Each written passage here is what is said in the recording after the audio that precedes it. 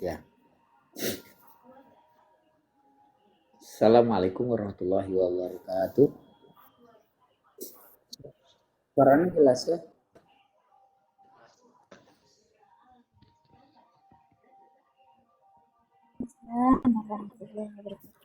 Innal hamdalillah nahmaduhu wa nasta'inuhu wa nastaghfiruh wa na'udzu billahi min syururi anfusina wa sayyiati a'malina may yahdihillahu fala mudilla lahu wa may yudlil fala hadiya lahu. Asyhadu an la ilaha illallah wahdahu la syarika lahu wa asyhadu anna Muhammadan abduhu wa rasuluh alladzi la nabiyya ba'da. Qala Allah ta'ala fi kitabil karim a'udzu billahi minasyaitonir rajim. Bismillahirrahmanirrahim. Alladzina yattabi'una rasulan nabiyyal ummiyya alladzi yajidunahu maktuban 'indahum fit Taurat wal Injil ya'muruhum bil ma'ruf wa yanhahum 'anil munkar wa yuhillu lahum thayyibat wa yuharrimu 'alaihimul khaba'ith. Al-ayat. Sahabat-sahabat yang dirahmati Allah Subhanahu wa taala, pertama kita panjatkan puja dan puji kita kepada Allah Subhanahu wa taala karena memberikan nikmat iman dan Islam dan silaturahim di antara kita yang masih terjaga ya. Dalam rangka untuk mencari ridho Allah tentu saja. Yang mudah-mudahan pertemuan malam ini menjadi barokah ya, menjadi sebuah pemberat amal-amal kita di yaumil akhir nanti ya. Amin ya rabbal alamin. Salawat dan salam kepada Rasulullah Muhammad sallallahu alaihi wasallam, kepada keluarga dan para sahabat-sahabatnya. Baik, tadi host tadi pengen majelisnya barokah gitu kan. Nah, kita ya Ustaz. Bacakan, ada yang mau tilawah? Ya, Ana bacakan ya. Ya Ustaz. A'udzu billahi minasyaitonir rajim. Bismillahirrahmanirrahim. Waktub lana fi hadhihi dunya hasanatan wa fil akhirah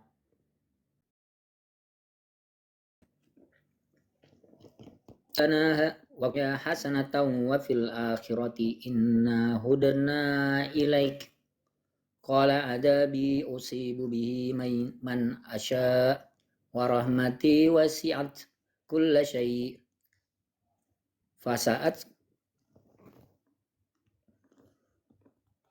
fasa'aktubu lilladzina yattaquna wa yu'tuna zakah walladzina hum bil ayati yu'minun. Alladzina yattabi'una ar-rasulan nabiyyal ummiyya alladzina yattabi'una ar-rasulan nabiyyal ummiyya alladzi yajidunahu maktuban 'indahum fit Taurati wal Injil ya'muruhum bil ma'ruf wa yanhahum 'anil munkar wa yuhillahumut thayyibat wa yuharrimu 'alaihimul khaba'itha wa yad'u anhum israhum bil a'lal allati kanat 'alaihim falladzina amanu bihi wa azzaruhu wa nasaruhu wattaba'un nural ladzi unzila ma'ahu ulaika humul muflihun.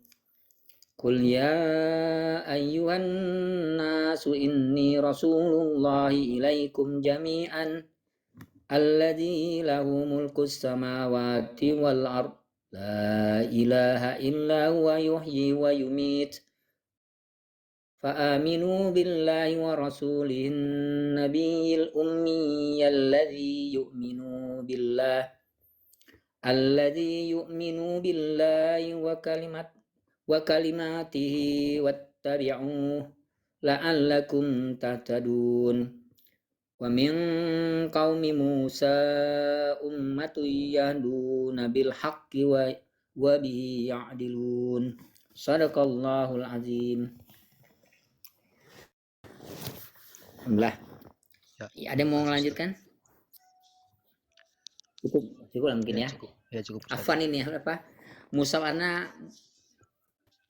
yang kecil ini. Ya. Jadi agak ini ya nggak apa-apa Ustaz. Terima kasih ngelihatnya banyak agak Ustaz. susah.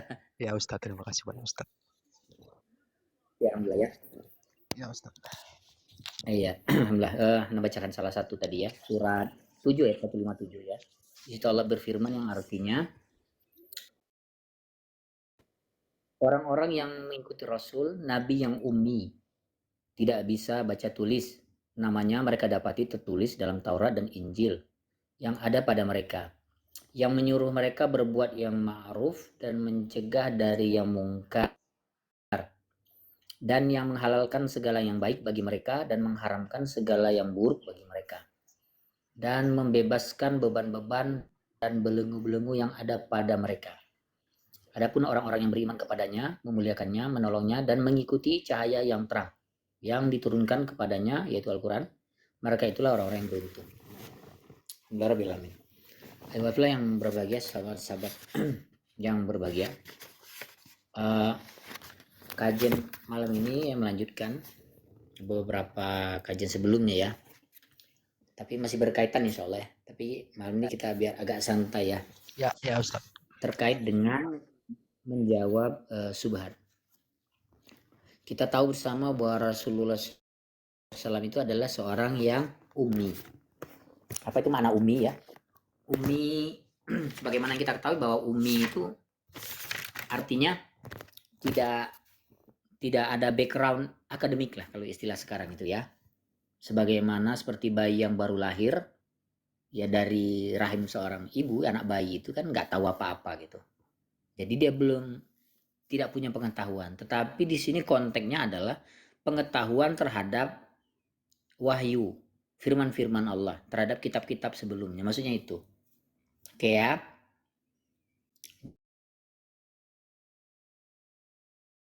jadi itu yang dimaksud dengan ummi.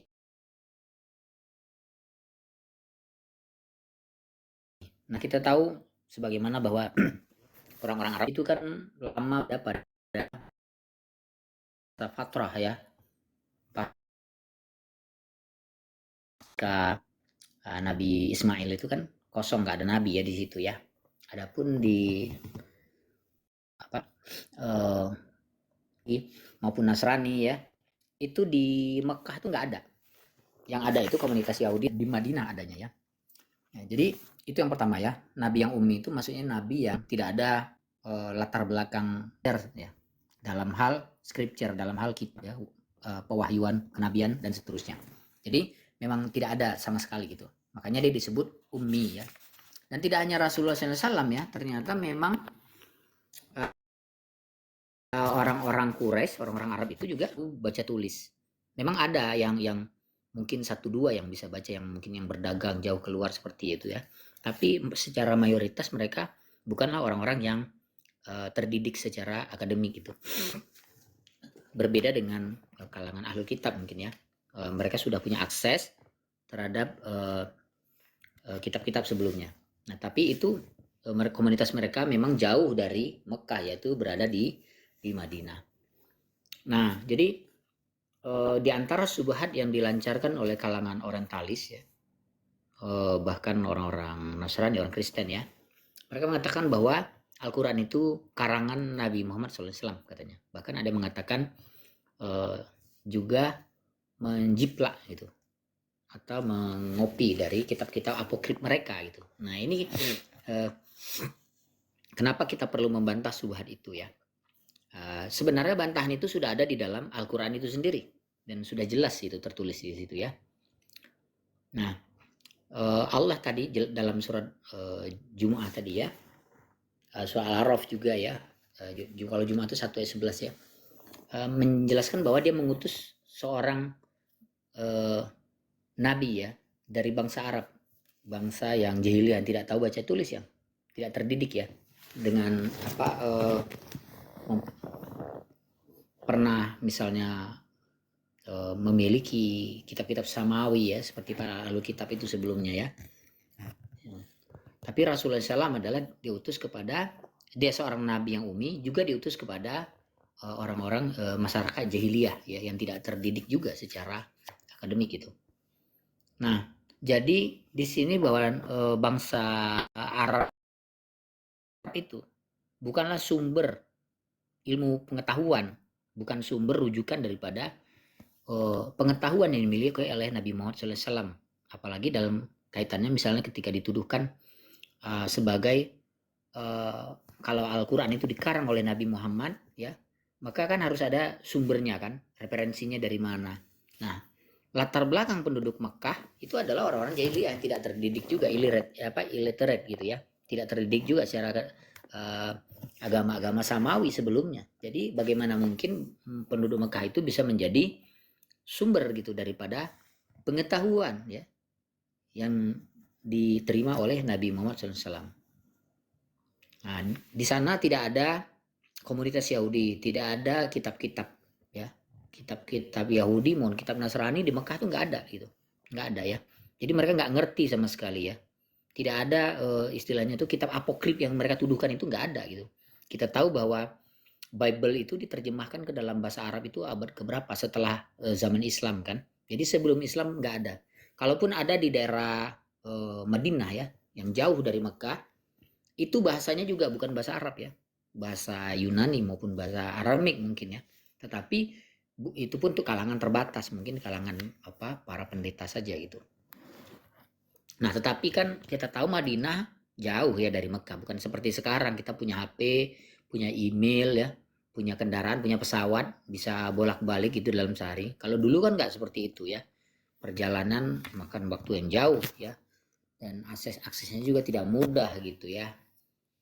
Nah,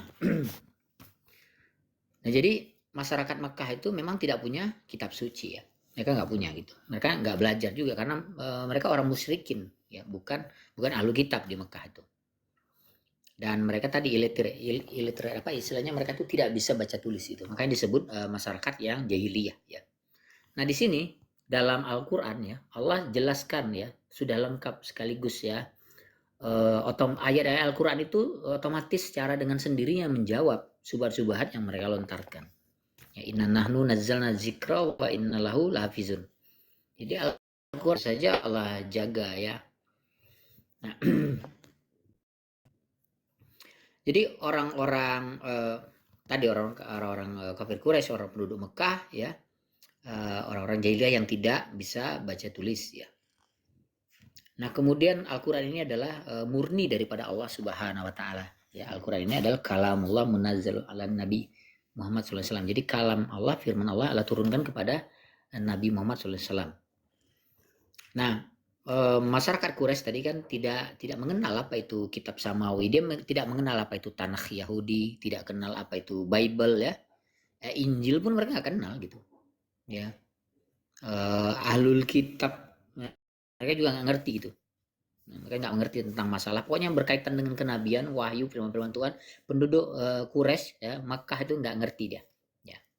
Jadi dengan ini kesimpulannya bahwa Nabi Muhammad SAW itu tidak punya sumber yang bisa dijadikan masukan atau referensi dia apabila kalau dia dikatakan mengarang Al-Quran ini. Jangan mengarang ya, baca aja dia nggak bisa kan gitu Nabi Muhammad SAW ya. Nah, Nabi Muhammad SAW itu dia besar dan tumbuh di Mekah, kita tahu selama 13 tahun. Ya. Selama 13 tahun itu nggak ada ya memang tadi komunitas itu ya. Di Mekah sekitarnya itu nggak ada. Nah, lalu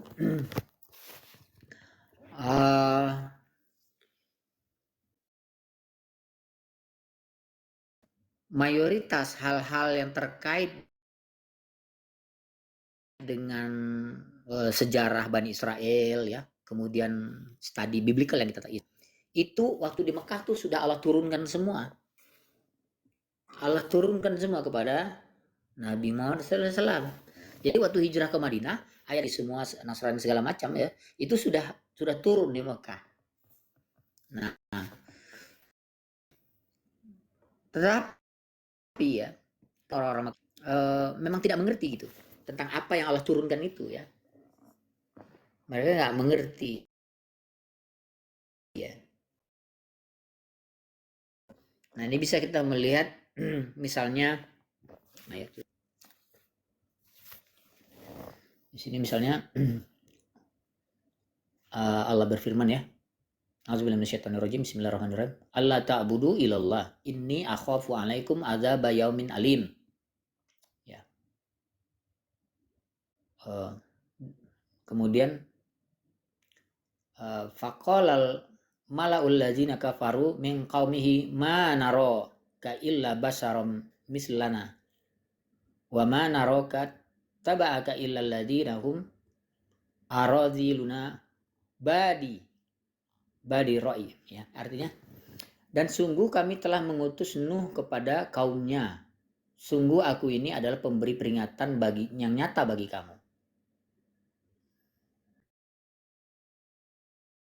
Nah, di surat Hud ya. Kemudian ayat 49-nya di sini juga. Satu ayat lagi ya. Allah juga dari berita gaib yang kami wahyukan kepadamu Muhammad. Tidak pernah engkau mengetahuinya dan tidak pula kaummu sebelum ini. Maka bersabarlah, sungguh kesudahan yang baik adalah bagi orang-orang yang bertakwa. Ya. Di sini jelaskan bahwa itulah ya. Qila ya Nuh bisalamin minna wa barakatin alaika wa ala umamim mimman ma'ak ya. Ya, dijelaskan sini. Jadi Allah katakan bahwa itulah sebagai dari berita-berita gaib yang kami wahyukan kepadamu. Tidak pernah engkau mengetahui dan tidak pula kaummu sebelum ini.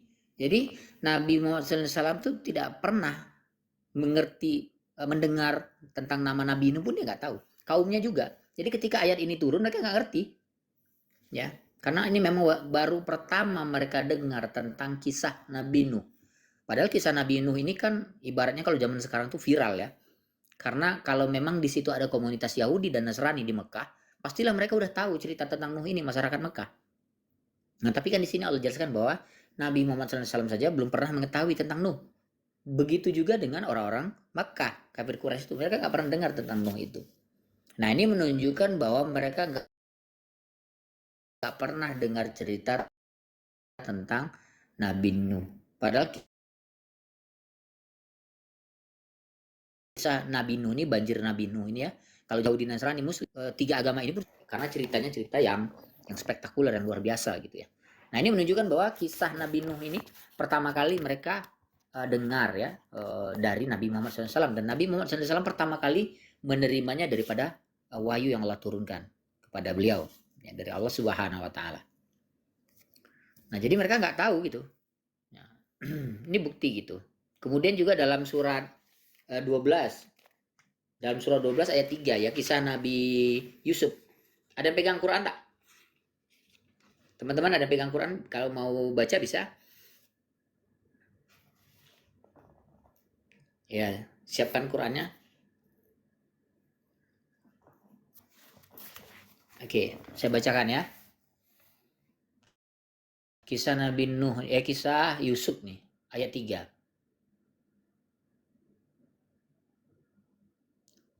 A'udzubillahi minasyaitonirrajim. Bismillahirrahmanirrahim. Nahnu naqussu 'alaika ahsanal qasas bima awhayna ilaika hadzal Qur'an wa in kunta min qablihi laminal ghafilin. Ya. Kami ceritakan kepadamu Muhammad kisah yang paling baik dengan mewahyukan Al-Qur'an ini kepadamu, dan sesungguhnya engkau sebelum itu termasuk orang yang tidak mengetahui. Nah, di sini Allah jelaskan bahwa kisah Nabi Yusuf ini disebut dalam Al-Quran itu adalah ahsanal qasas ya, kisah yang terbaik gitu. Nah, Allah menyebutnya seperti itu, kisah yang terbaik. Dan Nabi Muhammad sebelum ini tidak pernah mendengar tentang kisah ini, menyebutnya padahal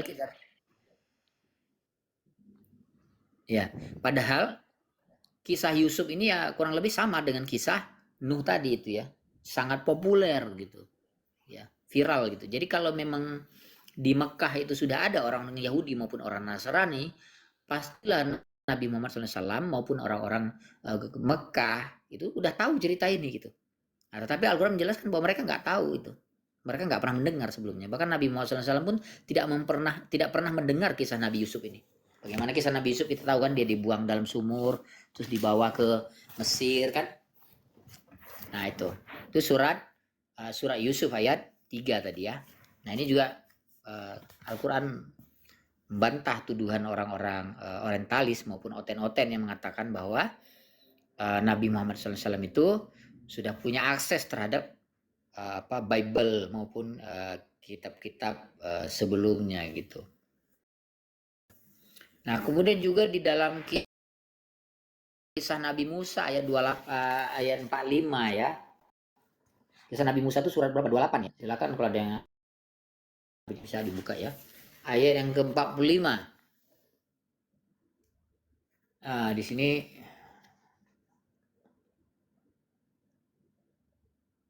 ada yang nemu?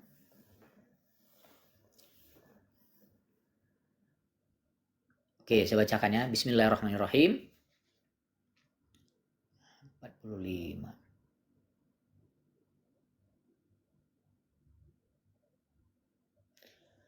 Tetapi kami telah menciptakan beberapa umat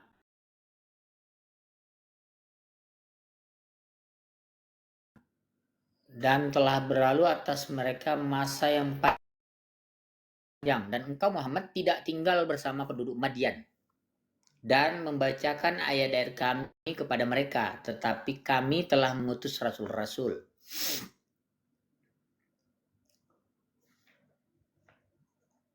Ya. Kemudian ayat 46-nya, dan engkau Muhammad tidak berada di dekat gunung Tur ketika kami menyeru Musa, rahmat dari Tuhanmu, Quraisy ya, yang tidak belum engkau. Nah, jadi sebelum ada Nabi Muhammad SAW, orang-orang Quraisy itu memang ya terputus, nggak ada nabi bersama mereka ketika itu ya. Ajaran. Nah, ini dari kisah surat Al-Qasas ini ya, tentang kisah Musa pergi ke Madian itu. Nah, dari mana Nabi Muhammad SAW tahu Nabi Musa itu ketika dia habis kejadian dia membunuh orang Mesir itu, kan lari ke menikah ya dengan, ada bilang anak Nabi Shu'aib itu masalah ya. Dari mana Nabi Muhammad SAW tahu gitu? Nah, dia nggak pernah mendengar cerita itu, tetapi cerita itu Allah ceritakan kepada Nabi Muhammad SAW melalui ayat ini yang Allah turun. Jadi maka juga begitu, mereka nggak ngerti. Ketika ayat tentang kisah Salambiya, kisah-kisah para nabi, mereka nggak ngerti itu. Penduduk Mekah itu nggak ngerti itu.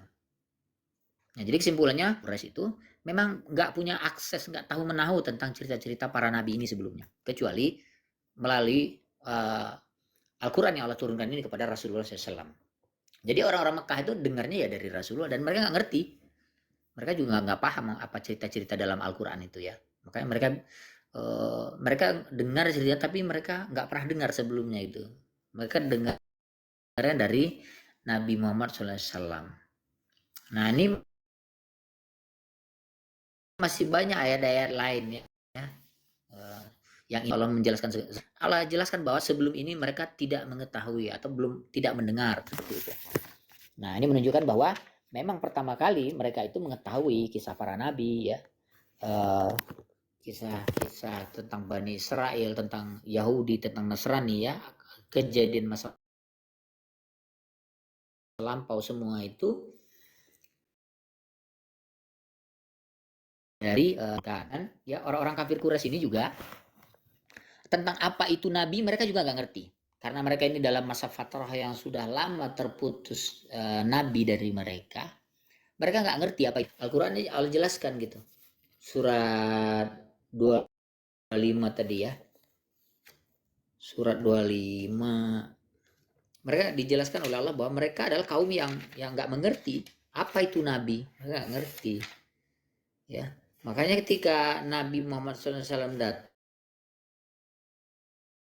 mereka menolak gitu.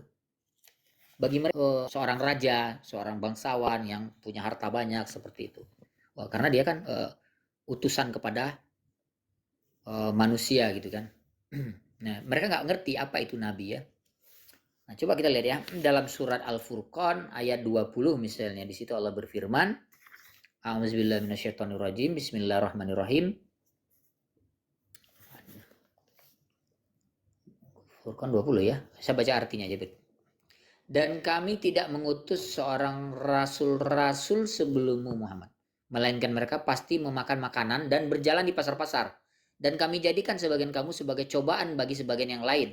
Maukah kamu bersabar? Dan Tuhanmu Maha melihat. Nah, jadi di sini Allah jelaskan ya kepada mereka orang-orang kafir Quraisy itu melalui Nabi Muhammad SAW ya, bahwa sebelumnya Allah mengutus juga rasul-rasul ya yang sama dari kalangan manusia, mereka makan, jalan di pasar ya. Dan kami jadikan sebagian kamu sebagai cobaan bagi sebagian yang lain. Jadi bukan seperti klaim atau persepsi orang-orang kafir Quraisy itu bahwa utusan itu mereka maunya bukan manusia gitu. Maunya malaikat. Kalau manusia pun manusia yang sakti, mandraguna atau kaya raya seperti itu dari bangsa yang ini apa? Yang berkuasa kayak gitu. Jadi mereka nggak ngerti tentang ini apa nabi. Nah ini menunjukkan bahwa mereka nggak pernah belajar gitu, nggak pernah belajar Bible, nggak pernah belajar Tanakh, nggak pernah belajar Injil sebelumnya. Orang-orang Mekah itu, memang mereka orang musyrikin ya. Ya musyrikin ini udah tahu ya, musyrikin itu berbeda dengan ateis. Kalau ateis kan kafir ya. Berbeda dengan orang ini ya. Orang musyrikin itu mereka tahu ada Allah yang Maha Mencipta, tetapi mereka mempersekutukannya itu, ya.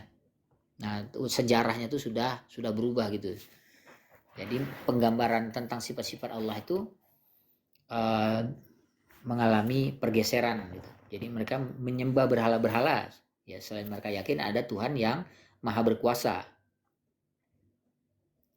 Nah, jadi dalam surat 17 ayat 94 ya. 17 ayat 94 di sini Allah jelaskan juga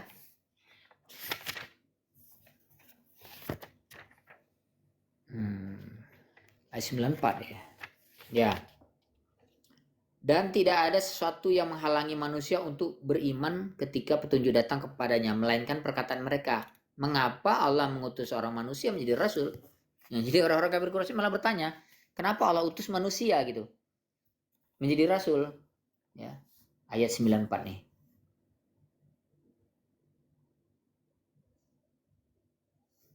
Ya. Jadi mereka malah bertanya gitu, katakanlah Muhammad. Ya, Allah jawab ya dalam 95 96 ya. Katakanlah Muhammad, sekiranya di bumi ada para malaikat yang berjalan-jalan dengan tenang, niscaya kami turunkan kepada mereka malaikat dari langit untuk menjadi rasul. Jadi ya kalau manusia, maka utusan yang Allah kirim juga dari bangsa manusia. Ya. Kalau untuk malaikat ya malaikat juga gitu. Nabinya maksudnya gitu ya. Tapi kan yang dimukallafkan untuk beribadah ya. Diturunkan Al-Quran ini kepada wa ma khalaqtul jinna wal insa illa liya'budun. Jadi Allah utus manusia dan ini menjadi hujah gitu. Kalau malaikat nanti kan sulit untuk ditiru sebagai qudwah gitu.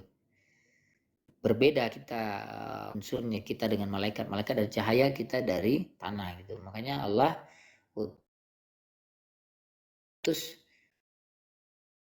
utusannya itu semua akan berjalan di pasar seperti itu. Nah, makanya ketika ada yang menganggap bahwa yang diutus itu adalah Tuhan itu sendiri yang turun ke bumi, nah ini maka memang ini kita udah tahu lah gitu ya, memang kekafiran yang nyata gitu ya. Jadi nggak pernah ya Allah mengutus malaikat menjadi nabi gitu, enggak ya. Allah mengutus malaikat itu memberikan wahyu ya, kepada para nabi ya, Nabi Muhammad SAW juga. Tetapi yang menjadi qudwah bagi manusia itu sendiri ya, laqad kana lakum fi rasulillahi uswatun hasanah. Sesungguhnya laqad kana lakum ya, sesungguhnya ada suri tauladan yang baik dalam diri Nabi Muhammad SAW ya. Nah, Nabi Muhammad SAW ini kan sebagai prototipe role model gitu. Ya, kenapa harus diinikan gitu ya? Dalam Al-Quran itu ada Al-Quran, Rasulullah SAW mengatakan sungguhnya aku itu diberikan oleh Allah itu Al-Quran dan yang semisal dengannya. Al-Quran itu kita udah tahu, yang semisal yang dimaksud di situ adalah as-sunnah. As-sunnah ini apa? Sunnah itu adalah aplikasi daripada Al-Quran itu sendiri ya. Bagaimana melaksanakan Al-Quran itu dicontohkan dalam bentuk secara technically, secara perbuatan oleh Nabi Muhammad SAW, itu disebut sunnah. Nah jadi itu ya, orang-orang Quraisy itu mereka mereka mengatakan seperti itu. Kenapa Allah mengutus manusia gitu? Kenapa Allah tidak mengutus malaikat? Ya. Mengapa Allah mengutus seorang manusia menjadi rasul? Nah, ini menunjukkan bahwa mereka nggak ngerti. Dalam sejarah dari zaman Nabi Adam sampai Nabi Isa alaihissalam, ya sebelum Nabi Muhammad SAW, itu semua manusia yang Allah utus untuk menjadi nabi. Ya, nggak ada Allah mengutus para malaikat untuk jadi nabi atau Allah turun sendiri ke bumi menjadi nabi, itu nggak ada gitu. Nah orang-orang kafir Quraisy ketika itu dia nggak ngerti karena mereka nggak pernah membaca Injil maupun membaca Taurat, itu nggak pernah gitu. Makanya mereka bertanya dalam surat Al-Isra ini seperti itu. Mengapa Allah mengutus seorang manusia menjadi rasul? Gitu kan utusan Tuhan, kok manusia gitu. Seharusnya utusan Tuhan itu yang ya itu tadi ya. Bagi persepsi mereka mungkin makhluk gaib, apa malaikat dan sejenis yang mungkin kayak gitu, yang supranatural gitu. Nah ini sekali lagi menunjukkan bahwa Allah dengan sendirinya juga menjawab subhat-subhat orang-orang kafir, khususnya orientalis ya, maupun Yahudi, Nasrani ya, termasuk oten-oten yang mengatakan bahwa Nabi Muhammad SAW itu sudah punya akses terhadap Bible maupun Taurat maupun Injil sebelumnya. Enggak benar ya. Di sini menunjukkan bahwa reaksi orang-orang Quraisy ketika Allah turunkan ayat ini ya, mereka bertanya gitu, kenapa Allah utus manusia gitu. Nah ini menunjukkan bahwa mereka nggak paham bahwa semua nabi yang Allah utus sebelumnya adalah manusia. Ini menunjukkan juga bahwa mereka nggak pernah belajar tentang kitab sebelumnya, nggak belajar tentang kenabian sebelumnya. Makanya mereka sampai berkata seperti itu. Nah, jadi iwaflah sahabat-sahabat yang berbahagia ya. Orang-orang Quraisy, orang-orang Mekah ya, mereka hal-hal yang paling basic saja itu nggak ngerti gitu, karena mereka nggak pernah belajar ya. Tentang Nuh tadi mereka nggak ngerti, tentang kisah Yusuf, kisah Musa, ya Fir'aun ya, tentang Nabi, mereka nggak ngerti gitu. Ini padahal hal yang sangat basic gitu ya. Artinya kalau memang pada saat itu sudah ada Bible, sudah ada Taurat, sudah ada Injil, hal seperti ini pasti sudah dipahami lah secara maklum ya. Sebagaimana sekarang ya orang-orang yang ateis sekalipun ngerti tentang cerita-cerita yang ada di dalam Alkitab ini ya. Mereka ngerti walaupun mereka tidak beriman gitu. Karena kan cerita itu pastilah diceritakan dari mulut ke mulut gitu kan. Pasti viral gitu ceritanya. Pasti dijadikan dongeng pengantar tidur misalnya kan. Dijadikan bahan ceramah, bahan khutbah dan seterusnya gitu. Nah, tapi ini nggak ada sama sekali pada saat itu gitu. Karena memang mereka nggak punya akses terhadap itu. Ya, seperti tadi kisah banjir Nuh itu ya, yang sangat spektakuler kan gitu. Nah, jadi orang-orang kafir Quraisy ya, orang-orang Mekah, penduduk Mekah, hal yang paling basic seperti ini aja mereka nggak pernah dengar, mereka nggak tahu gitu. Jadi mereka tidak punya akses terhadap scripture, terhadap biblical study kayak gitu ya. Jadi bagaimana mungkin bisa dikatakan bahwa Nabi Muhammad SAW itu mendapat sumber dari kitab-kitab sebelumnya gitu, dari pendeta misalnya, atau dari ahlul kitab gitu, atau apalagi sampai menjiplak gitu, sangat sangat tidak mungkin ya, terbantah dengan sendirinya ya. Jadi kita udah jelaskan bahwa Nabi Muhammad SAW itu seorang yang ummi, penduduknya juga penduduk yang tidak bisa baca tulis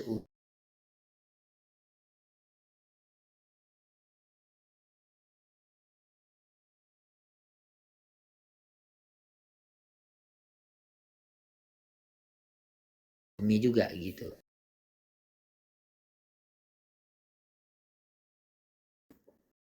Ya, penduduk yang jahiliyah gitu.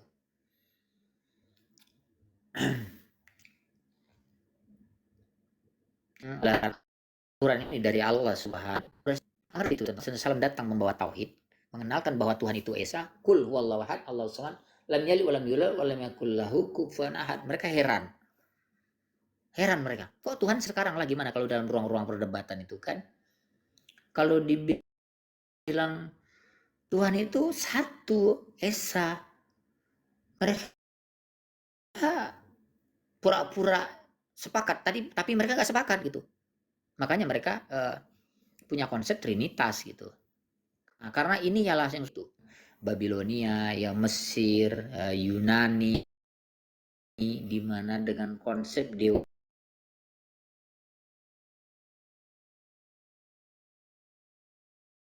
dewanya ya, Tuhan itu ada banyak, Tuhan itu 11-12 dengan manusia. Tuhan itu punya jenis kelamin bisa berzina. Jadi cuma beda alam aja. Ada alam Tuhan, ada alam manusia. Tuhan punya nasab, punya keturunan. Nah itu persepsinya seperti itu. Makanya ketika Nabi Muhammad SAW katakan Allah itu, mereka aneh itu bagi mereka gitu. Ya, mereka aneh, mereka bantah gitu. Ya. Kok Tuhan cuma satu kata mereka? Nah. Oke, masih putus-putus tak? Tes. Suara saya kedengaran tak? Putus-putus tadi Ustadz putus-putus. Tapi sekarang udah normal lagi Ustadz. Ya Ustadz. Oke, alhamdulillah. Oke. Oke, selanjutnya adalah orang-orang kafir Quraisy tidak mengerti tentang tauhid, ya. Jadi ketika Rasulullah SAW membawa konsep tauhid itu, monoteisme itu, mereka heran gitu. Kok Tuhan satu? Bagi mereka itu Tuhan banyak seharusnya. Tuhan banyak gitu. Makanya mereka meletakkan berhala-berhala yang banyak sekali di Ka'bah itu, di luar Ka'bah ya, bukan di dalam ya. Banyak berhala gitu. Dan ketika Allah memperkenalkan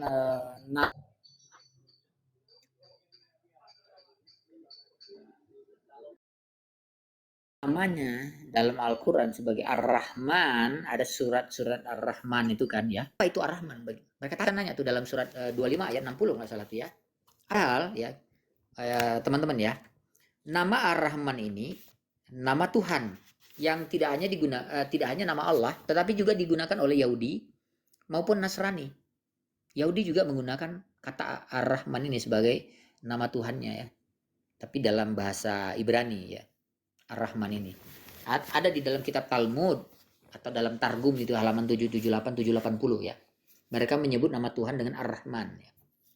Nah, kalau memang orang-orang Mekah ya, kafir Quraisy maupun Nabi Muhammad SAW sudah pernah belajar Bible sebelumnya, belajar tanah, belajar Taurat, Injil, maka mereka pasti nggak bertanya gitu. Ya, nggak bertanya, mereka pasti ngerti. Nah, orang-orang Mekah itu nggak ngerti apa itu Ar-Rahman kata mereka, ya. Dalam surat 25 ayat 60 kalau nggak salah itu ya. Saya lupa deh. Saya lihat dulu ya. Ya Ustadz, siap. Iya. Jadi ada dua kan? Ya, termasuk nama Allah dan Ar-Rahman, ini dua nama yang digunakan untuk Allah ya. Ini, kalau Ar-Rahman ini digunakan oleh Yahudi juga, dan Nasrani juga menggunakan Ar-Rahman. Dalam bahasa Ibrani disebut Rahul itu kan, Rahul itu Ar-Rahman artinya. Ya. Dalam surat 21 ya. 21:13 ya Mas. Jadi mereka enggak ini tuh nggak ngerti gitu apa itu Ar-Rahman. Nah ini bukti bahwa mereka nggak pernah mendengar sebelumnya. Jadi kalau memang mereka pernah belajar tadi ya kitab-kitab Ahlul Kitab ya, kitab-kitab Yahudi, Nasrani ya, mereka pasti tahu Ar-Rahman. Mereka tidak akan bertanya kepada Nabi Muhammad SAW apa itu Ar-Rahman gitu. Abidang Ar-Rahman, mereka pasti tahu gitu. Mereka nggak akan bertanya gitu. Nah, yang mereka tahu kan bi ismika Allahumma ya. Allah dia tahu, tapi kalau Ar-Rahman nggak tahu, padahal nama Allah juga gitu. Nah ini karena mereka memang belum punya akses terhadap kitab-kitab sebelumnya. Nah, jadi tadi ya tentang tauhid mereka nggak pernah ngerti karena mereka taunya Tuhan itu banyak, politisme ya. Mereka menyembah berhala-berhala dan Tuhan itu ada banyak bagi yang mereka tahu ya. Mereka tidak tahu tentang kitab-kitab sebelumnya ya. Nah, jadi dalam Al-Quran itu Allah membedakan, ada distingsi ya, ada pembedaan antara Yahudi dan Nasrani dan penduduk Mekah. Itu dibedakan oleh Allah. Yahudi Nasrani adalah ahlu kitab yang sudah pernah belajar kitab, sudah pernah Allah turunkan kitab sebelumnya kepada mereka karena mereka pengikut para nabi, yaitu Nabi Musa ya, umatnya itu terpecah. Ya, kita sudah pernah belajar kemarin tuh, ya, sebagian menjadi Yahudi ya. Sebagian Bani Israel pecah dengan beberapa keyakinan. Kemudian umatnya Nabi Isa alaihissalam sebagai kaum Nasrani ya. Nasrani ini ya Allah menyebut ya, walantar lo angkal Yahudi walan Nasara hatta tatabi'a millatahum. Sebenarnya Allah tidak sesungguhnya ya orang-orang Nasrani dan Yahudi tidak akan ridho sehingga kamu mengikuti milah mereka. Jadi Allah katakan nama Yahudi, kita udah tahu kemarin sejarah bagaimana ya orang-orang yang menyempal daripada ajaran Nabi Musa alaihissalam lalu membentuk agama Yahudi ya, dari bangsa Yahudi berubah menjadi ideologi, jadi agama ya. Kemudian orang-orang Nasrani ini kitabnya kepada orang umat pengikut Nabi Isa alaihissalam yang berasal dari Nazaret. Kalau dalam bahasa Arab itu kan Nasari kan. Kalau orangnya disebut Nasrani ya. Jadi kitabnya kepada orang-orang pengikut Nabi Isa alaihissalam. Nah, jadi Al-Quran membedakan nih dalam surat 29 ayat 47 di situ ya. Allah bedakan ya dengan penduduk Mekah. Penduduk Mekah di situ kenapa dibedakan? Karena memang mereka tidak punya akses terhadap kitab-kitab alul kitab itu. Ya, mereka tidak punya akses, mereka tidak pernah belajar, mereka nggak ngerti. Dalam surah Al-Ankabut di situ ya, Allah berfirman, Bismillahirrahmanirrahim.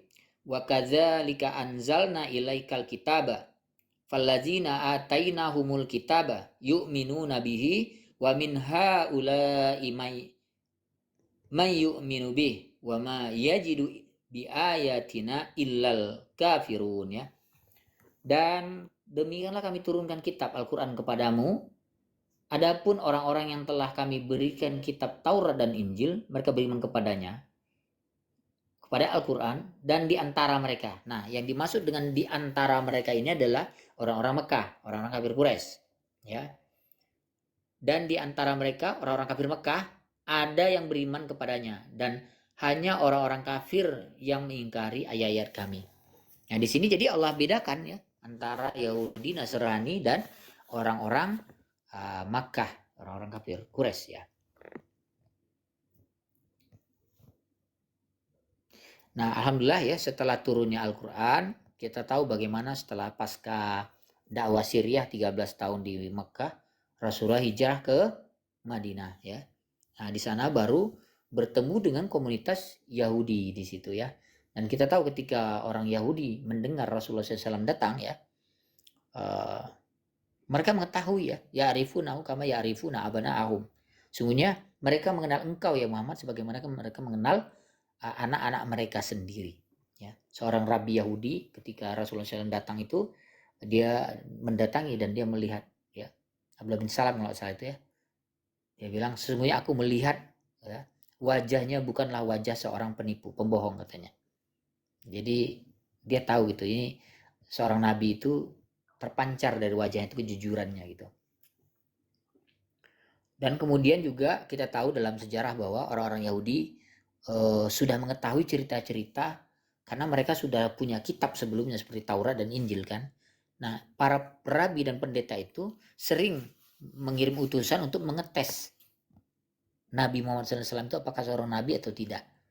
Macam-macam dites, mulai dari tentang kejujurannya, dites tentang akhlaknya ya, tentang cara pembawaannya, kemudian juga tentang pengetahuannya. Kan kita tahu ya bagaimana asbabun nuzul turunnya kata insya Allah tuh ya. Nah, kan Rasulullah didatangi utusan dari Yahudi. Dites ya, ditanya tentang apa tuh Ashabul Kahfi misalnya kan, ditanya tentang Zulkarnain, ditanya tentang apa lagi? Macam-macam ditanya tuh. Kemudian juga bagaimana cara akhlaknya gitu, apakah dia pemarah, ya kan? Pernah seorang Yahudi datang ngamuk-ngamuk sama Rasulullah, langsung nyuruh Rasulullah bayar hutang dia gitu, padahal dia nggak pernah, Rasul tidak pernah berhutang sama dia gitu kan. Tujuannya apa? Supaya untuk ngetes apakah dia seorang nabi atau tidak gitu. Karena kalau sampai dia marah, maka dia bukan seorang nabi gitu. Tapi kalau dia sabar, maka dia bukan dia pasti seorang nabi gitu kan. Nah, Rasulullah kan dimaki-maki, dikata-katain itu Rasulullah nggak marah kan. Nah, sampai dia balik lagi, ditanya sama temennya itu kan, kenapa kamu seperti itu? Ya aku mengetesnya apakah dia seorang nabi atau bukan, kata gitu kan.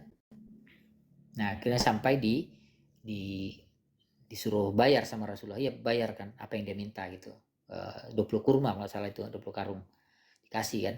Akhirnya itu mereka mengetahui gitu ya, mengetahui dari karakternya, dari sifatnya ya, kemudian dari apa ilmu yang Allah berikan berupa wahyu ya dan kenabian itu. Mereka tes itu semua gitu.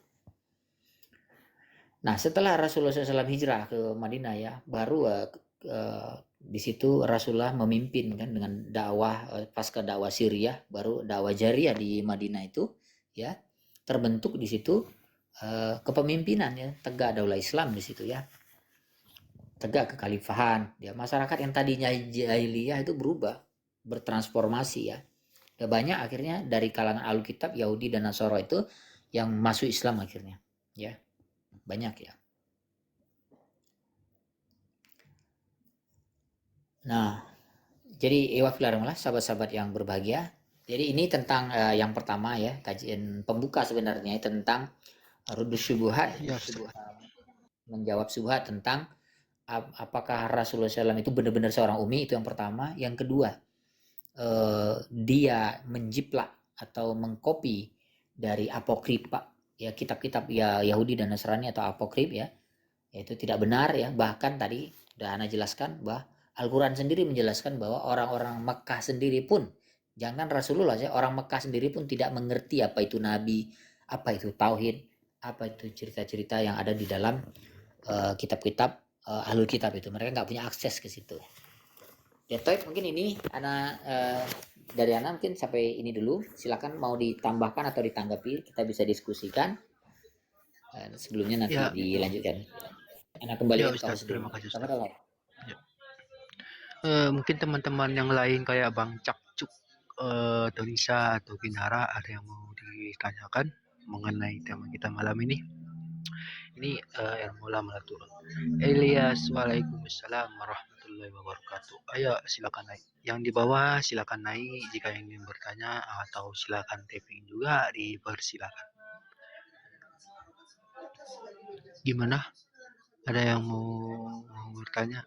Yang di atas Bang Cakcuk. Assalamualaikum. Iya. Assalamualaikum Ustaz. Salam. Nisa. Ya, Nisa mau nanya apa? Fadal Nisa, Fadal. Yang dimaksud dengan subhat ini apa ya Bang? Subhat itu. Yang dimaksud dengan subhat ini apa ya Bang? Subhat itu tuduhan dan fitnah. Hal-hal yang tuduhan? ini apa ya? Subhat itu kan sebenarnya yang ya samar-samar gitu. Tetapi samar artinya di sini menyamarkan gitu. Artinya memanipulasi lah gitu. Menuduh, bisa dibilang ragu-ragu tuduhan gitu ya, atau fitnah ya, bisa ya Bang juga. Ya. Seperti ragu-ragu. Bukan. Subhat itu bukan ragu. Maksudnya orang-orang yang mencoba membuat keraguan terhadap akidah umat Islam. Nah, itu subhat juga. Assalamualaikum. Oke. Waalaikumsalam Bang Cakcuk. Silakan Bang Cakcuk. Ada yang mau disampaikan? Ini apa tentang subhat itu? Bukankah subhat itu keraguan, Pak Ustadz? Iya, kalau jadi itu dari sisi kata, subhat itu adalah sesuatu yang yang sebenarnya itu tidak jelas gitu subhat itu ya. Jadi dia bisa tergantung konteksnya, bisa keraguan, bisa fitnah, bisa tuduhan, banyak hal. Paham ya? Siap, siap, Nah, siap. dalam konteks tema kita malam ini, subhatnya itu adalah bahwa Al-Qur'an itu orang-orang kafir Quraisy, orang-orang kafir ya, orang-orang orientalis menuduh ya bahwa Al-Qur'an itu adalah buatan Nabi Muhammad SAW. Nah, makanya kita bahas tema ini. Paham ya? Paham, paham. Ya saya kira Nah, yang di situ kadang kan orang kan bilang, oh ini harta subhat, harta tercampur antara halal dan haram. Saya kira di situ. iya bisa, itu bisa dikatakan subhat. Artinya sesuatu yang tidak orisinal, tidak murni kan? Ya udah bercampur kan maknanya. Harta halal dengan haram itu sudah tidak asli lagi kan? Kalau asli mungkin dia halal semua kan? Dia bercampur gitu. Nah, sama seperti mereka orang-orang orientalis itu menuduh Al-Quran itu tidak murni wahyu katanya gitu, tapi sudah karangan Nabi Muhammad SAW gitu. Nah, itu kan subhat juga, tuduhan gitu. Ya, Ustaz, ada Ya apa? tergantung. Ada pertanyaan. Ya, ada pertanyaan. Monggo, monggo, monggo. Al-Quran memang apa firman Allah ya, Ustaz? Iya betul. Jadi yang dikatakan firman ini ucapan gitu apa gimana? Ucapan Allah apa Oh kalamullah itu. gitu ya? Iya, iya, iya. Oke, saya jelaskan sedikit deh. Kang Cok Muslim kan? Oke. Alhamdulillah Muslim, Ustaz. Uh, Al-Quran itu kalamullah, firman Allah ya, yang diterima oleh Nabi Muhammad SAW. Itu yang disebut dengan firman Allah. Jadi tidak ditambah, tidak dikurangi. Ya. Nah, metodenya bagaimana? Metodenya itu ada 3 ya firman itu ya. Yang pertama itu Allah berbicara secara langsung face to face kepada Nabi Muhammad SAW. Ya contohnya pada saat Isra Mi'raj itu kan, dipanggil Allah langsung berbicara. Yang kedua melalui perantara yaitu malaikat Jibril. Nah, Nabi Muhammad SAW itu didiktekan. Ikra bismi rabbik gitu kan. Baca kata Jibril. Ikuti artinya gitu kan. Suruh ikuti. Jadi didiktekan kepada Nabi Muhammad SAW. Nah ada lagi yang bentuk ketiga. Dia turun langsung ke dalam dada Nabi Muhammad SAW. Jadi dia langsung tahu apa yang Allah turunkan. Nah di sini yang namanya kalamullah, firman Allah itu tidak ditambah, tidak dikurangi. Seperti apa yang dia terima, seperti itu yang dia sampaikan, dihafal dan dicatat oleh para sahabat-sahabatnya. Seperti itu Kang Cu. Ya, Ustaz. Karena masih belum paham, maaf masih awam. Jadi awam ilmu agama. Kalau apa ini jadi apa? Jadi akal saya ini mengejar, Ustaz. Pikiran saya ini mengejar kalau Al-Quran ini firman Allah, kalamullah, ucapan Allah, tidak ada campur tangan manusia atau karangan manusia di situ. Tapi kalau di mana-mana Al-Quran seperti kata apa kita apa yang kita baca setiap hari-hari itu Al-Fatihah itu kan kayak apa ihdinas siratal mustaqim, tunjukkanlah aku jalan yang lurus. Ini kan kata Allah. Kan akal kita kan berpikiran seperti ini jadinya. Masa Allah itu minta petunjuk jalan yang lurus, minta petunjuk kepada siapa lagi? Nah, itu kan artinya kan tunjukkanlah aku jalan yang lurus. Kalau ini ucapan Allah, masa Allah minta petunjuk? Mohon penjelasan Ustaz tentang ayat ini. Iya, iya, iya. Iya, jadi Al-Quran itu diturunkan bukan untuk Allah. Diturunkan kepada Nabi Muhammad SAW. Kemudian disampaikan kepada umat Islam. Jadi yang menerima Al-Quran itu adalah Nabi Muhammad SAW dan umat Islam. Ya. Jadi apa yang ada di dalam Al-Quran itu kan sebagai tuntunan, sebagai bimbingan, pelajaran, pengajaran buat kita, bukan buat Allah ya. Ya. Jadi buat kita, makanya Allah bimbing kita, Allah ajarkan kita ya bagaimana cara beribadah, bagaimana cara berakhlak, bagaimana cara bersosial, apa yang baik, apa yang buruk, mana halal, mana haram. Nah, jadi sangat itu intinya Allah turunkan Al-Quran itu sangat rinci dan sangat detil gitu. Sampai cara berdoa pun Allah ajarkan. Ya contohnya dalam surah Al-Fatihah itu ya bisa digunakan sebagai doa surah Al-Fatihah itu. Nah, itu. Ya, Jadi ini kan kalau jadinya apa? dengan Jadinya begitu hmm, ya lanjut Ustadz, lanjut. iya, jadi itu kan doa. Ihdinas siratal mustaqim, tunjukilah kami jalan yang lurus. Jadi Al-Quran itu Allah turunkan untuk kita, bukan untuk Allah. Ya, jadi kalau tunjukilah kami jalan yang lurus itu maksudnya kita yang membaca itu, bukan Allah. Iya kan? Jadi bukan maknanya bukan Allah yang membutuhkan jalan yang lurus gitu. Allah mengajarkan kita Enggak. berdoa dengan cara begini. Nah, maksudnya gitu, paham ya Pak ya? Allah menuntun kita bagaimana cara berdoa, bagaimana cara meminta kepada Allah. Paham nggak Kang? Jadi bukan Allah yang meminta, Allah yang ingin, karena apa? Dalam Islam ya, Nabi Muhammad SAW itu bukan seperti Yesus yang dia menjadi manusia, artinya dia Tuhan kan, jelma jadi manusia gitu. Ya kalau di Tuhan yang membaca ihdinal siratal mustaqim ya memang aneh lah Tuhan kan. Untuk apa Tuhan minta, Tuhan berdoa kepada Tuhan kan nggak mungkin gitu, malah aneh gitu. Nah, tapi kalau Nabi Muhammad SAW itu kan manusia, disuruh oleh Allah berdoa, disuruh oleh Allah istighfar, disuruh oleh Allah meminta ampun gitu. Nah gitu. Jadi bagaimana cara berdoa, bagaimana cara memohon, bermunajat, itu Allah bimbing gitu. Nah itu. Begitu Kang. Simpelnya gitu. Itu ada Oh, siap, siap. itu Ustadz Tristan itu. Farel Ustadz, bisa nambahin Ustadz? Assalamualaikum bro. Saya bukan Ustadz hoax. Kalau Cak Cuk mungkin sering ngumpul sama teman-teman, salam ya. Mungkin Ditambah. mendengar itu memang aneh gitu. Kok Tuhan berdoa gitu. Ini Tuhan berdoa kepada Tuhan.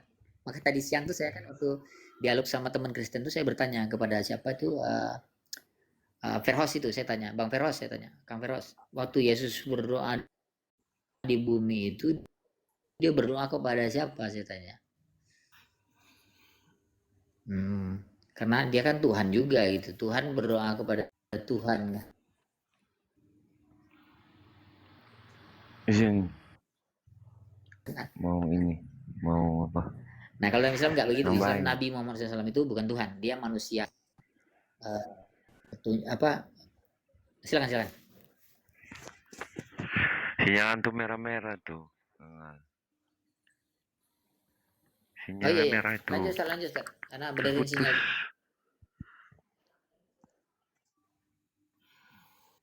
Gini Bang, jadi Quran itu kan asli kata etimologinya ya dalam mustaq itu qara'a yaqra'u Qur'anan. Qara'a itu dia telah membaca firman yaqra'u, dia akan atau sedang membaca present future. Qur'anan itu kata bendanya itu. Ya, kata bendanya Qur'anan, masdar. Nah, Quran itu artinya ya bacaan. Bacaan tentu ada yang mengarangnya. Paham ya? Atau ada redaksinya. Redakturnya itu ada. Contoh abang ini mengarang satu buku gitu. Ya. Nah, karena Quran ini ditujukan kayak abang bikin surat lah. Abang bikin surat ditujukan kepada siapa nih? Maka isi surat itu dikatakan situ untuk kamu. Nah, di Quran itu dikatakan untuk manusia. Hudalin nas. Maka dia untuk manusia. Misal alif lam mim. Artinya bukan wallahu alam.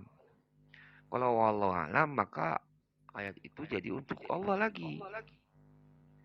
Kalau alif lam mim ya artinya alif lam mim, Bang. Huruf. Kalau maknanya ya wallahu alam bisa, tapi artinya alif lam mim ya alif lam mim huruf. Nah, jadi ketika ihdinas syiratal mustaqim. Nah, tunjukilah kami ke jalan yang lurus. Ini firman Allah, ya. Tapi untuk siapa? Untuk manusia.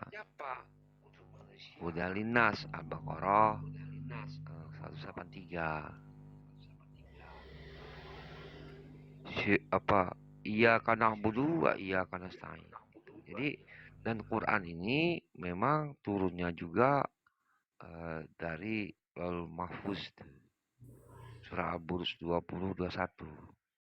Al-Quran yang mereka dustakan turun dari kitab atau sebelumnya atau Laul Mahfuz. Diturunkan di hadis dikatakan Allah merintahkan kepada kolam untuk menulis ya, segala sesuatu terjadi termasuk di dalamnya Al-Quran tadi Al-Burj 20. Nah ini kan namanya nanti ada pengajaran juga kalam lafzi dan nafsi itu. Masih bingung nggak bang kira-kira bang? Enggak, Jadi dari kadang kata gini, qoro'a itu ya bang, kata qoro'an kadang itu. ya kadang apa gini Ustadz, kadang akal memang mengejar kan. Kalau dimaknai Al-Quran itu kan pikiran saya memang Al-Quran itu kan ucapan Allah, firman Allah, Iya. kalam Allah, semua tidak ada campur tangan manusia. Kadang akal yang mengejar seperti ini. Di ayat-ayat Al-Quran itu kayak saya ihdinas siratal mustaqim.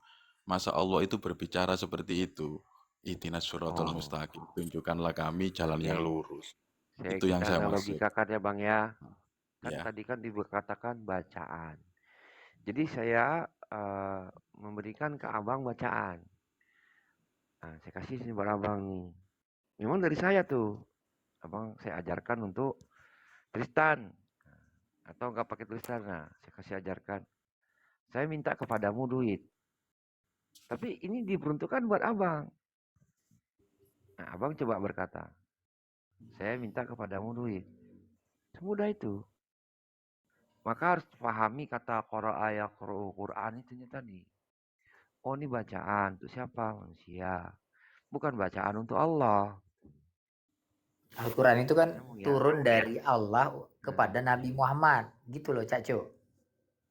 Dari Allah kepada Nabi Muhammad SAW. Baru dari Nabi Muhammad kepada umatnya.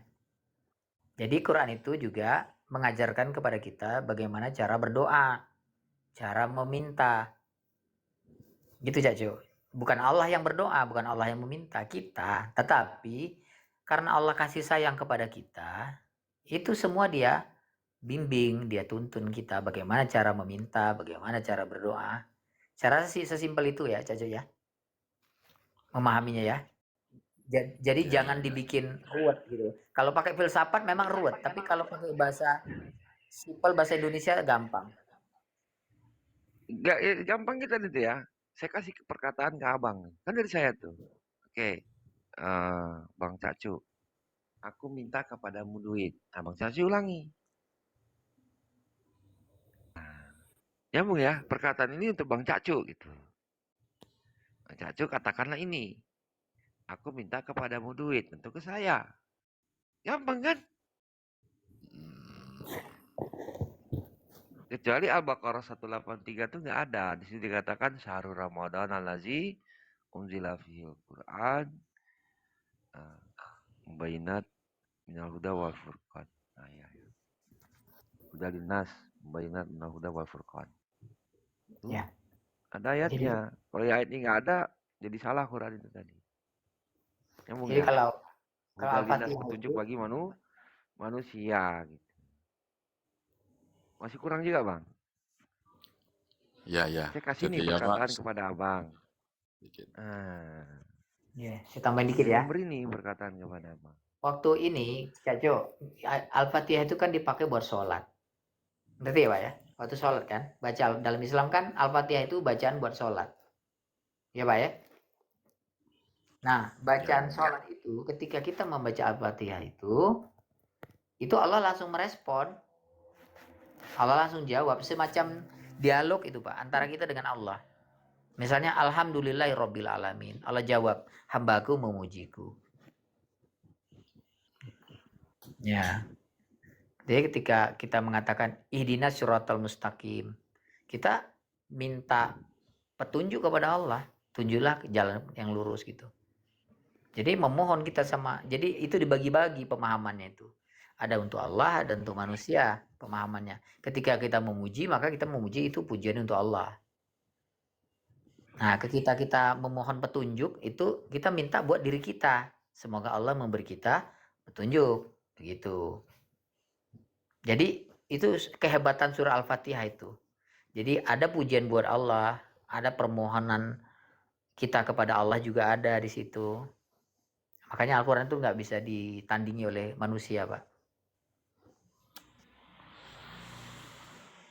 Ya saya paham cuma masih sedikit gitu, Ustadz. Dan Iya, banyak apa lagi tentang kalimat-kalimat apa ya nggak apa-apa, Pak. tentang ya kayak apa Tapi- nahnu gitu kan, Ya, kayak inna tapi nahnu. gini, Pak. Tapi gini, Pak. Saran saya, Pak ya. Bapak kalau mau belajar Islam itu nggak usah belajar tarekat-tarekat, itu saran saya. Tasawuf itu nggak usah, Pak. Kenapa? Karena sebenarnya itu namanya saja tasawuf, tarekat. Tapi pada dasarnya itu akarnya itu filsafat, Pak. Jadi kalau Bapak belajar tuh Bapak malah pusing sendiri nanti. Ya. Bahasa yang sederhana itu biasanya dibuat ruwet sama dia. Itu kan filsafat Wah, itu seperti itu. apalagi Iya, Ustadz, saya filsafat kan begitu, Pak. nggak tahu lagi apa itu yang torekot, apa itu enggak, Nah, ini itu. kan saya kan mempelajari Al-Quran dulu gitu loh. Ya, karena mempelajari Al-Quran tentang Al-Quran, saya ingin cari ustadz itu kan. Kayak apa tadi yang pertama tadi ya sedikit paham saya tentang itu. Nah, nanti kan Nah, ya alhamdulillah. lama-lama kan juga paham tentang ayat lagi kayak inna nahnu nazzala dzikra wa inna lahu lahafidun. Sesungguhnya telah kami turunkan Al-Quran dan kami memeliharanya. Maksudnya kami di sini itu banyak Tuhan apa satu gitu, Ustaz? Oh, Bapak dari tadi saya kasih kajian dari awal tadi disimak nggak? Bahwa Al-Quran itu, ya Rasulullah SAW itu diutus untuk mengajarkan tauhid kepada manusia. Waktu itu orang kafir Quraisy itu memahami bahwa Tuhan itu ada banyak. Kan tadi saya sudah sampaikan tadi. Berarti nggak nyimak ya. Jadi kata Enggak, kami yang itu, saya ya bentar. ya Jadi kata kami bukan bermakna eh, Tuhan itu ada banyak, ya, atau menunjukkan bahwa kejamakan, bukan. Itu plural majestic istilahnya. Jadi kata ganti orang ketiga tunggal bisa juga gitu. Maka digunakan kami. Jadi misalnya bentuk penghormatan lah, dari takzim itu. Jadi ketika misalnya saya kasih contoh begini ya, untuk analogi yang mudah ya. Seorang presiden misalnya, ketika dia berbicara atas nama jabatan sebagai presiden, dia mengatakan kami sebagai bangsa Indonesia gitu. Nah, bukan berarti presidennya banyak itu, tapi dia menunjukkan keindahan gaya bahasa dalam menyampaikan gitu. Jadi lebih lembut gitu, Pak. Oke, Kalau saya aku, sepakat Ustadz tentang ya, nahnu, tentang kami saya sepakat. Kalau tentang anta Ustadz di Al-Quran gimana? Kayak la ilaha illa anta subhanaka inni kuntu minal dhalimin. Tiada Tuhan selain kamu. Nah ini gimana Ustadz? anta kan engkau. La ilaha illa anta subhanaka inna itu kan istighfar ya. Dan eh, sesungguhnya tidak ada Tuhan selain engkau. Engkau masuk di situ Allah. Begitu, Cuk.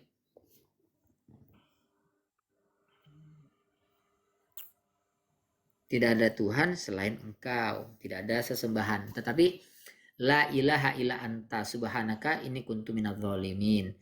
Ilah di situ, Pak ya. Yang spesial tuh ilahnya. Ilah itu apa, Pak, artinya? Aliha ya, maksudnya di situ maknanya adalah sesembahan yang disembah secara istimewa. Itu mana ilah, Pak? Jadi yang namanya sesembahan yang disembah secara istimewa itu ya dengan cara yang belum pernah dilakukan sebelumnya, yaitu hanya kepada Allah saja, ya, hanya kepada Allah saja. Sedangkan selain Allah itu berbeda cara menyembahnya. Jadi mana ilah itu lebih dalamnya itu sebenarnya sesembahan. Ya, akar katanya dari apa? Akar katanya itu, Pak. Makna akar katanya begitu. Bahwa dia adalah sesembahan yang disembah dengan cara yang istimewa. Sebagaimana seseorang itu belum pernah menyembah dengan cara itu sebelumnya. Nah, kurang lebih begitu makna ilah itu, Pak.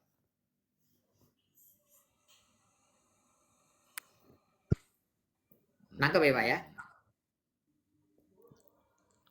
Ya, Eh, sedikit, masih sedikit Ustaz. Iya.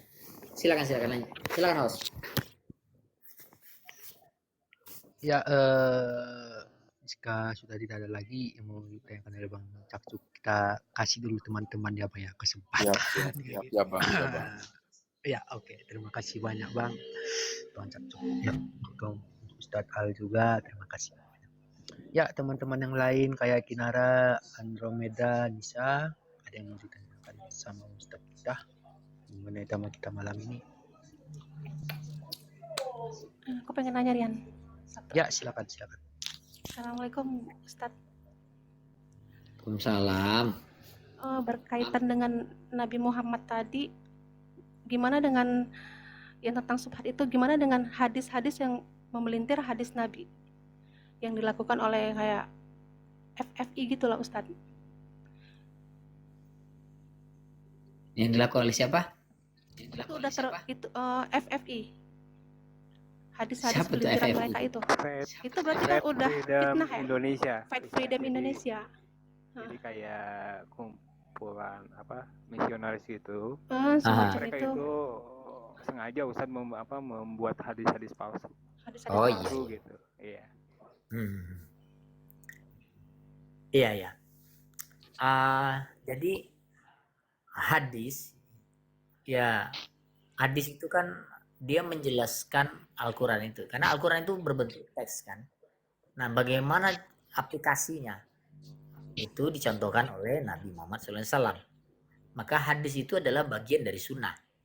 Ya, sunnah itu menjelaskan Al-Quran itu sendiri. Makanya Rasulullah SAW mengatakan, aku diberi Alkitab dan yang semisal. Jadi diberikan Al-Quran dan yang semisal. Yang semisal itu apa? Yaitu as-sunnah. Dan bagian dari as-sunnah itu adalah hadis itu sendiri. Nah, tetapi hadis ini kan ada pembagiannya. Ada yang mutawatir, ada yang sahih ya, ada yang hasan, ada yang dhaif. Bahkan ada yang mungkar, ada yang palsu gitu. Nah, kalau ada orang-orang yang merubah-rubah hadis Nabi Muhammad SAW tadi memelintir seperti itu ya. Kalau dia seorang muslim melakukan itu, maka dia bisa jatuh kepada kekafiran. Ya.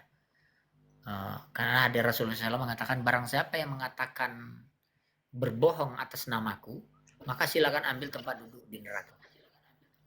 Jadi berbohong atas nama Rasulullah itu neraka tempatnya. Dan kalau dia sampai berbohong itu sampai merubah hukum-hukum Allah seperti syariat ya, Al-Quran, syariat Islam, bukan cuma masuk neraka jatuhnya ya, tetapi dia kafir jatuhnya. Jatuhnya kepada kekafiran. Nah, kalau yang itu kalau dia seorang muslim ya, bisa membatalkan syahadat dia.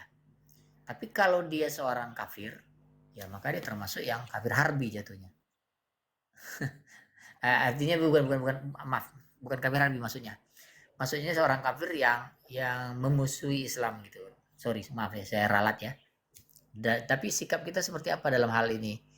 Maka dalam hal ini ya, kalau dia memang sebatas masih mencaci seperti itu, mengolok seperti itu ya, masih bisa didekati dengan dialog dengan mereka. Mungkin mereka nggak ngerti atau gimana gitu kan, ditanya dulu gitu sebelum ditegakkan apa sama mereka ya. Nah, tapi kalau ini kan negara kita negara hukum ya, nah itu bisa dipidana kalau seperti itu, termasuk pelecehan. Ya bisa diadukan gitu. Tapi kalau dalam hukum Islam ya mereka akan ditangkap dan disidang itu di pengadilan syariah. Kalau dia tidak mau bertobat ya dia bisa kena kena hukum ya.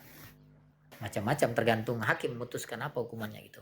Kalau penghina Rasul itu bisa hukuman mati itu. Kalau sampai menghina ya gitu. Iya Ustadz.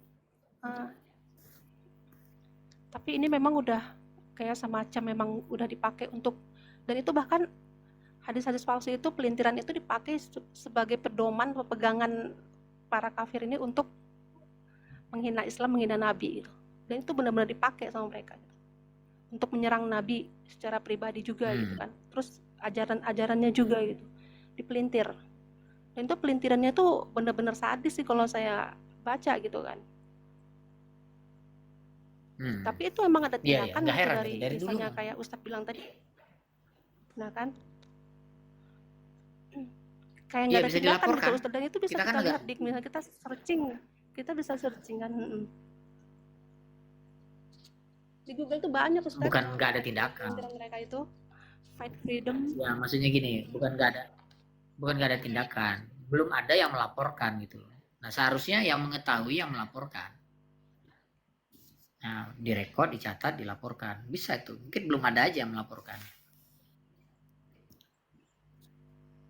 Kalau di dekat para debater kita ini kan yang biasa melaporkan penghinaan, penghujatan itu kan grupnya JCC itu Bang Umar, Pak Jul kan kayak gitu kan. Atau API juga bisa. Ya. Nah makanya kalau ada kayak gitu Mbak, nanti ini aja di share aja, diviralkan gitu. Nah kalau udah viral nanti bisa diangkat tuh, bisa diciduk. Kayak kasus STT Nias kemarin itu kan. Nah bubar mereka. Iya, benar. Jadi caranya gitu, viralkan dulu. Ya dia harus viral dulu Ustadz, baru ditindak. Iya, kalau udah viral tuh pasti polisi turun tangan karena malu dia kalau nggak ditangani.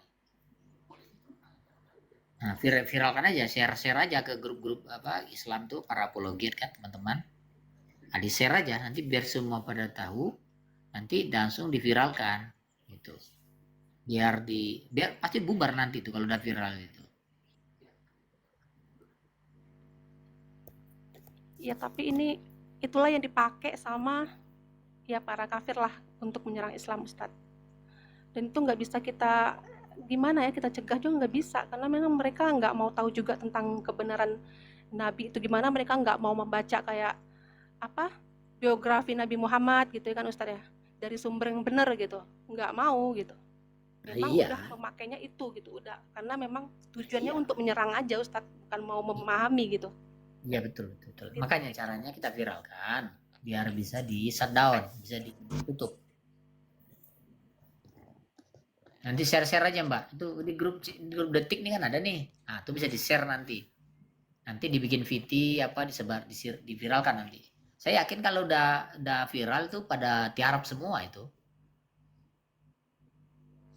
Kan kita tangkap kok kayak siapa tuh penghujat itu kan pada diciduk sama polisi. Yang penting ada itu tadi, ada buktinya, ada kasus tadi ya, buktinya.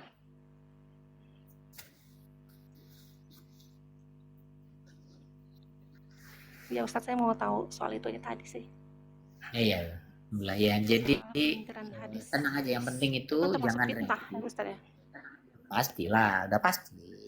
Dan itu dari zaman dulu, menghina Nabi, menghina Rasulullah itu dari zaman Rasulullah masih hidup sampai sekarang, sampai nanti pun akan tetap ada. Yang penting bagaimana cara kita mensikapinya. Kita jangan panik, kita jangan overreaktif, itu jangan istilahnya itu kontraproduktif lah gitu ya. Nah, tetapi kita lakukan langkah-langkah yang tepat. Misalnya kita laporkan, kita dokumentasikan ya, kita viralkan kayak gitu. Nanti dengan sendirinya mereka kan minder tuh, bubar sendiri nanti. Tiarap sendiri. Tapi kan dia patah tumbuh hilang berganti biasanya. Udah tiarap satu, nongol yang baru lagi kan kayak gitu. Nah, nggak akan ada habisnya itu. Emang turun temurun ya Ustadz ya, udah memang udah kayak gitu. Betul. Tapi banyak juga ya di antara para penghujat itu yang akhirnya dapat hidayah. Banyak juga gitu. Ada juga di mereka itu yang akhirnya masuk Islam. Kalau mereka berpikir kritis Ustadz. Iya. Artinya selama dia masih hidup, para penghujat itu, dia masih punya peluang untuk dapat hidayah. Ya, contohlah kita lihat bahwa Umar bin Khattab itu kan bukan cuma penghujat. Dia ingin membunuh Rasulullah dulu kan, SAW kan. Nah, bawa pedang dia bahkan. Tetapi lihat, jadi orang paling dekat di sebelah Rasulullah SAW. Nah, jadi seperti itu. Jadi kita tetap kembalikan itu kepada Allah ya. Nah, kita lakukan apa yang pantas gitu, yang bisa. Selebihnya serahkan aja sama Allah. Ya tapi benar Ustadz, kita nggak bisa ngejudge kafir ini juga ya kan, maksudnya pasti mati dalam keadaan kafir gitu kita nggak bisa juga ya, soalnya kan hidayah Allah tuh kapan aja bisa datang gitu. Iya, jadi yang dikatakan kafir itu begini, kalau dalam aswaja ya, ini aswaja kan, itu kan ini room aswaja nih. Dimi dah ada nabing.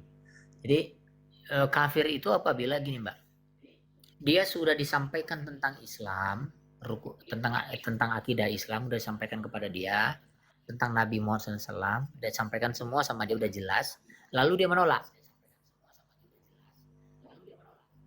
Nah, itu ada yang doubling tuh. Nah, ketika dia menolak, maka dia disebut kafir. Tapi kalau dia belum pernah diajarin agama, nggak ngerti Islam, nggak ngerti tentang Nabi, maka yang seperti ini terbagi dua ya. Selama dia masih mencari, masih belajar, ya, agnostik jatuhnya gitu. Artinya di akhirat nanti dia masih ada peluang untuk ditanya oleh Allah gitu. Nah, tapi kalau dia sudah tidak mau berusaha menggunakan akal dia untuk mencari kebenaran, maka dia memang ya kafir lah gitu jatuhnya. Nah, ada ulama berpendapat seperti itu. Jadi tergantung, kalau orang tuh memang belum pernah sampai kepada dakwah kepada dia, seperti orang pedalaman, orang Baduy itu kan ada tuh belum pernah dengar Islam, belum ngerti kan, nggak pernah belajar, tinggal di gunung kan. Nah, itu mungkin nanti di akhirat nanti akan diuji oleh Allah masalah imannya tuh.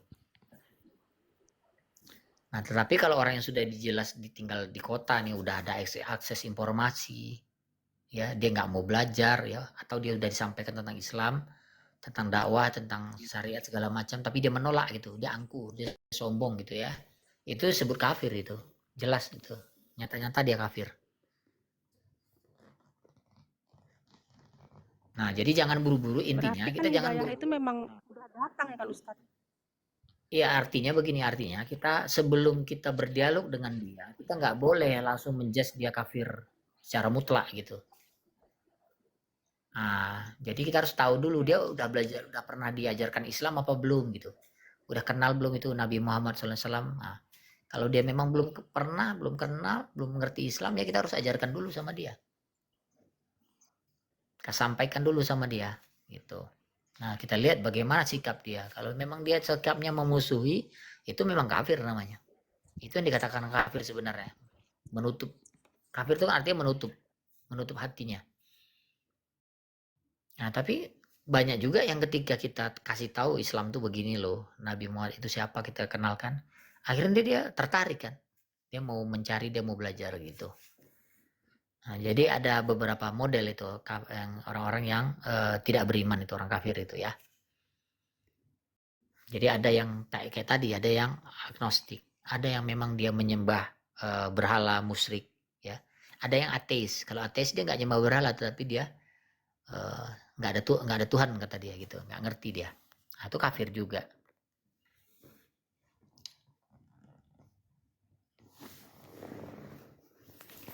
Ya, silakan lanjut. Kalau agnostik itu misalnya sampai dia meninggal Ustadz, dia agnostis aduh lupa deh. Itu Agnostik. gimana Ustadz di akhiratnya nanti? Ya, Ya tergantung itu tadi. Gimana? Kan dia nggak menyembah Allah. Ya, makanya jadi gini. Itu tadi tergantung dia masih mencari kebenaran itu apa tidak gitu. Kalau dia masih mencari tapi belum nemu, ya dia cari masih ini tapi dia belum nemu gitu. Yang mencari atau tidak itu kan hanya dia dengan Allah yang tahu. Dia belajar Islam, dia belajar Kristen, dia belajar Yahudi, semua dia pelajari. Tetapi sebelum dia ketemu mana yang tepat gitu, dia keburu meninggal misalnya begitu kan? Iya. Nah, seperti itu. Itu nanti dibangkitkan, nanti akan ditanya sama Allah. Allah yang akan bertanya sama dia nanti itu. Dites sama Allah nanti itu. Keikhlasan dia itu. Nah, mencari kebenaran itu. Kan ada hadisnya tuh dalam ini loh apa? Ya zaman Bani Israel dulu kalau nggak salah ya. Itu ada seorang pemuda yang pernah membunuh 99 orang itu. Pernah dengar nggak, Mbak? Ya, Ustaz. Pernah kan? Dia bunuh Ustaz. 99 orang, Iya. lalu dia pengen tobat. Nah, dia datang ke suatu pendeta, seseorang pendeta, dia tanya, saya ini pengen tobat, ini orang yang pembunuh katanya gitu. Udah banyak orang saya bunuh, tapi saya pengen tobat katanya, bisa nggak? Berapa yang kamu bunuh ditanya kan? 99 orang katanya. Oh, kamu nih nggak bisa tobat kata pendeta tuh. Terlampau banyak dosamu kata gitu. Nggak ada ampunan buatmu. Akhirnya si yang pendeta satu itu dibunuh juga sama dia. Genep 100. Nah, lalu dia cari pendeta yang lain, dia tanya lagi. Nah, terus sama pendeta satu lagi dibilang, kamu pergilah ke kota di sana, kata di negeri yang lain disuruh itu ya. Nah, nanti di sana itu ada seorang yang hamba Allah yang soleh. Kamu bisa belajar sama dia, nah, kamu sama dia saja gitu di sana, bertaubat dan belajar untuk mengenal Allah. Nah, akhirnya dia menujulah ke tempat yang dikasih tahu itu. Tetapi sebelum sampai di tempat itu, di tengah jalan dia meninggal. Ya kan? Nah, dalam hadis itu dikatakan bahwa Allah mengutus 2 malaikat. Yang satu malaikat rahmat yang akan membawa dia ke surga. Yang satu malaikat azab. Ya, sikatnya kurang lebih begitulah. Jadi malaikat ini berselisih. Yang azab bilang dia bagianku. Kenapa? Karena dia telah mati sebagai orang yang kafir dan sudah banyak membunuh orang. Nah, terus kalau kata malaikat yang satu lagi, malaikat yang rahmat bilang, tidak katanya, dia seorang yang sudah berniat untuk mengenal Allah. Tapi belum sampai.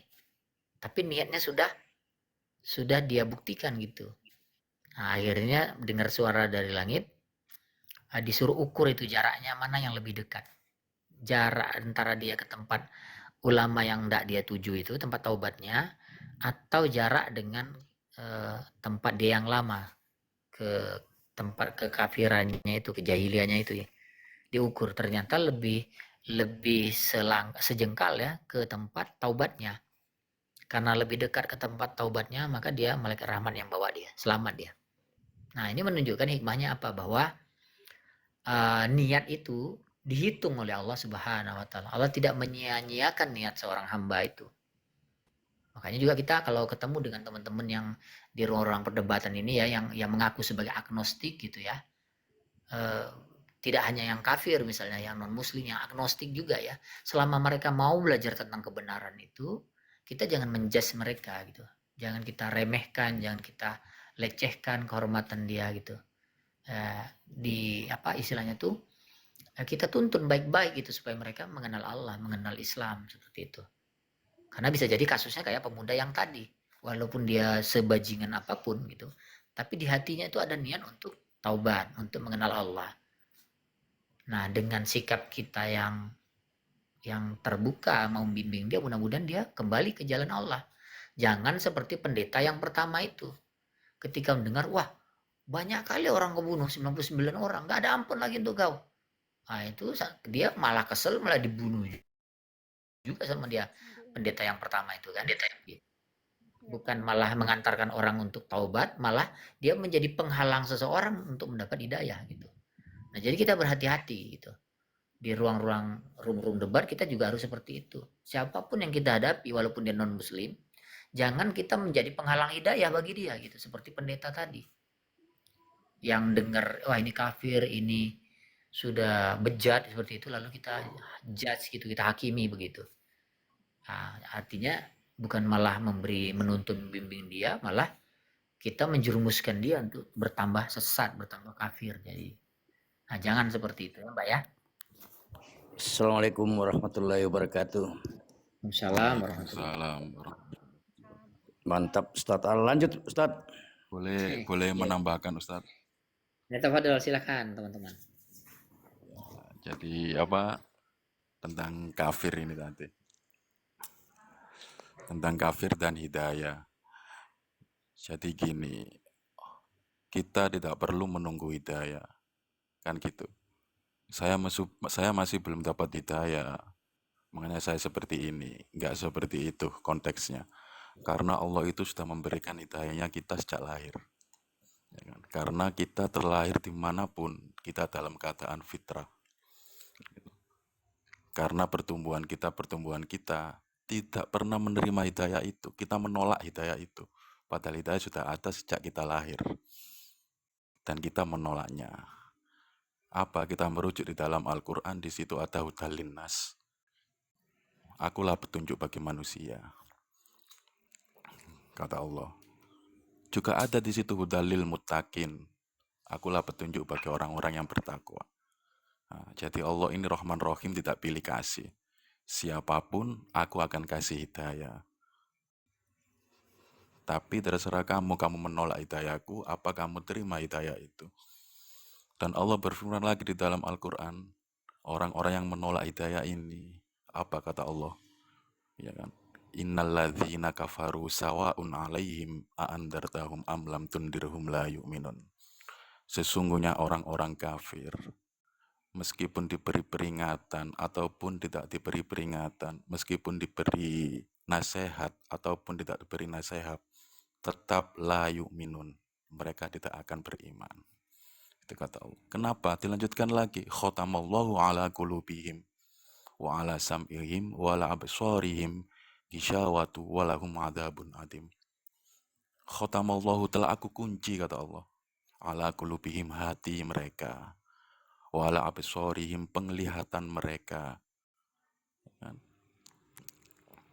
Ala absarihim wa ala sam'ihim, pendengaran mereka, ya kan?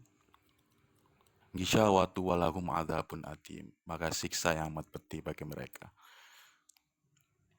Sebenarnya dapat hidayah sudah dikasih sama Allah semuanya. Ya kan, nggak ada orang lahir itu terus nggak fitrah, itu nggak ada. Semuanya lahir dari siapapun, dari saudara kita non muslim, dari siapapun, dalam keadaan fitrah. Karena pertumbuhan itu disuruh Allah untuk la'allakum yatafakkarun, la'allakum ta'qilun, untuk berpikir dengan akal kita, dengan pikiran kita tentang ketauhidan. Karena menolaknya, khotamallahu ala qulubihim, makanya dikunci sama Allah karena menolak hidayah itu. Bukan berarti belum dapat hidayah, enggak, tapi Allah sudah memberikan hidayah karena Allah itu Rahman Rahim. Bukan menunggu, oh enggak akan saya kasih hidayah, enggak segitu Allah. Kalau seperti itu Allah berarti sama dengan makhluknya. Enggak beda, Allah membenci berarti Maha Pembenci. Bukan, tapi Allah itu Maha Kasih Sayang. Seperti apa yang dikatakan Ustadz tadi, kita dilarang menjustis memang. Menjustis, memvonis orang itu kafir. Karena kita tidak akan pernah tahu bahwa rahmat Allah itu ada. Ya kan? Kasih sayang Allah itu ada. Ya. Jadi, ya kita ikuti aja, kita ikuti aluri. Karena hidayah itu sudah ada semua. Hidayah sudah ada, tinggal kita menerima apa kita menolaknya. Nah, kalau orang-orang kafir otomatis pasti menolak itu. Di depan mata sudah hidayah tapi ditolak, tidak mau menerimanya.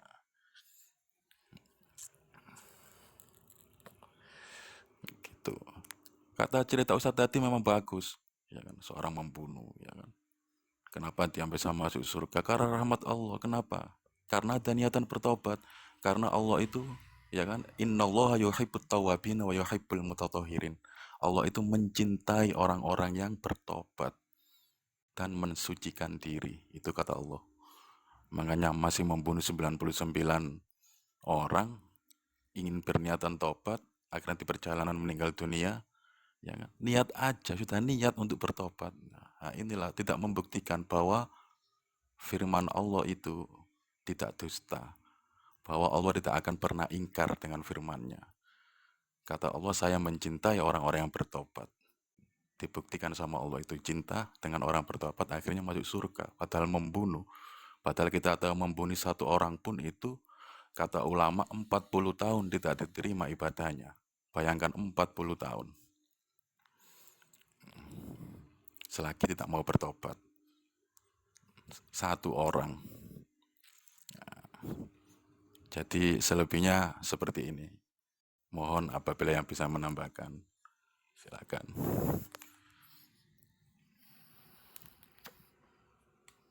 Iya, syukran jazakallah. Monggo teman-teman mungkin ada yang mau disampaikan atau ditambahkan. Ustaz Jebri atau teman-teman? Silakan. Ya, terima kasih. Ya Ustaz. Nah, gimana yang lain ada yang menambahkan lagi? Eh, Andromeda Air Bro, ayo ngomong dong dari tadi diam-diam aja. ya. Assalamualaikum Ustaz. Assalamualaikum warahmatullahi wabarakatuh. Dalam hal ini Ustaz mungkin kembali ke tema yang Ustaz sampaikan tadi soal subhat itu Ustaz. Iya. Kalau sepengetahuan mohon maaf dikoreksi Ustaz. Subhat itu kan sesuatu yang diragukan atau tidak jelas keadaannya gitu Ustaz. Atau samar lah. Samar gitu kondisinya. Nah, yang sebelum ke pertanyaan Ustaz. Seringkali kita temukan nih fakta-fakta di masyarakat yang kecil, contoh kecil aja Ustaz, misalkan dari makanan. Makanan tersebut misalkan halal tapi tercampur dengan yang haram gitu. Nah, ini sesuatu yang bisa menyebabkan subhat tersebut Ustaz. Contohnya begini. Ketika ada daging ayam tapi masih ada darahnya gitu. Kalau kita makan kan menjadi tidak jelas ini apa statusnya haram atau halal gitu Ustaz. Nah, seperti itu apakah seperti apa kita apa istilahnya mengatasinya Ustaz? Karena ya itu contoh kecil aja Ustaz dalam perkara subhat ini. Terima kasih. Jazakallah.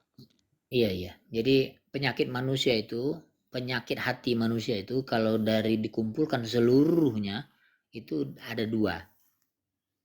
Ada dua saja. Yang pertama syahwat, yang kedua subhat. Hanya dua ya. Pertama syahwat, yang kedua subhat. Nah, kalau subhat ini penyebabnya adalah kurangnya ilmu pengetahuan. Jadi yang halal bisa jadi haram, yang haram bisa jadi halal, sesuatu nggak jelas gitu. Kenapa? Karena dia nggak ada ilmu di situ. Makanya dia terkena subhat akhirnya. Dalam hal apa saja? Dalam hal halal haram, dalam hal akidah, ya, dalam hal yang lain-lain gitu, informasi dalam sejarah, ya. Jadi dia menjadi sesuatu yang tidak jelas, kebenaran itu tersamarkan gitu. Nah, artinya kebenaran itu nggak nampak, itu makanya disebut subhat. Yang kedua ada syahwat, penyakit syahwat. Kalau syahwat ini kan karena ya masalah ini ya, masalah lemahnya iman, zikir segala macam itu. Nah, jadi kalau bicara tentang subhat, memang dia terkait dengan masalah ilmu pengetahuan. Masalah ilmu pengetahuan ya, ilmu informasi segala macamnya. Nah, maka kita menjawab subhat itu ya, termasuk salah satu subhatnya apa? Kalau kaitan dengan tema ini kan itu tadi bahwa orang-orang orientalis menuduh Al-Quran itu adalah karangan Nabi Muhammad SAW. Nah, itu maka tadi kita bahas bahwa Nabi Muhammad SAW itu seorang yang ummi. Ummi itu ya ibarat orang yang baru lahir dari rahim seorang ibu, dia tidak mengetahui apa-apa seperti bayi itu ya. Nah, tetapi yang dimaksud di sini adalah mengetahui dalam hal kenabian, dalam hal teologi kalau bahasa orang Oten itu kan, dalam hal tentang kitab-kitab scripture, kitab-kitab sebelumnya. Itu Rasulullah ummi sama sekali itu nggak ngerti. Kenapa? Karena masyarakatnya masyarakat yang ummi juga, masyarakat jahiliyah, masyarakat yang nggak punya akses terhadap kitab-kitab sebelumnya.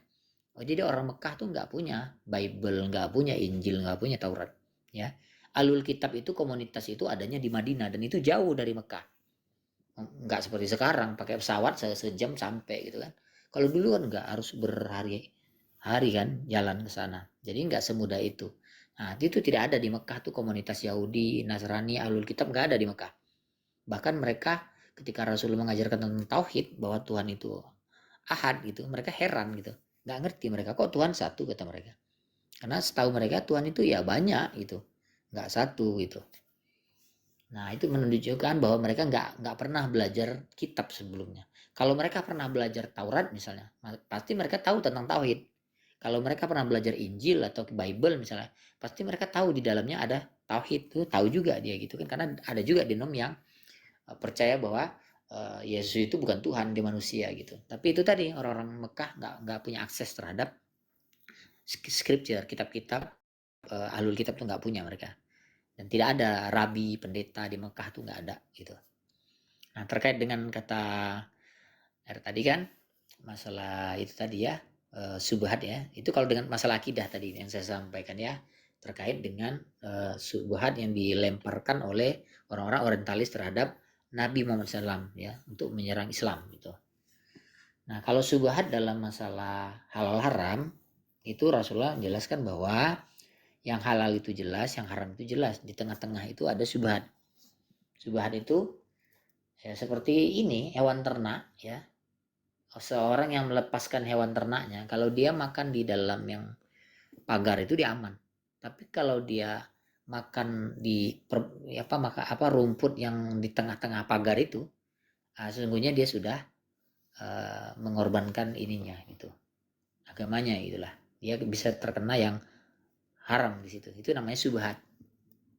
Jadi memang kalau masalah halal haram kaitannya memang cari yang aman gitu. Kalau nggak ada kejelasannya ini halal atau haram ya jangan, tinggalkan gitu.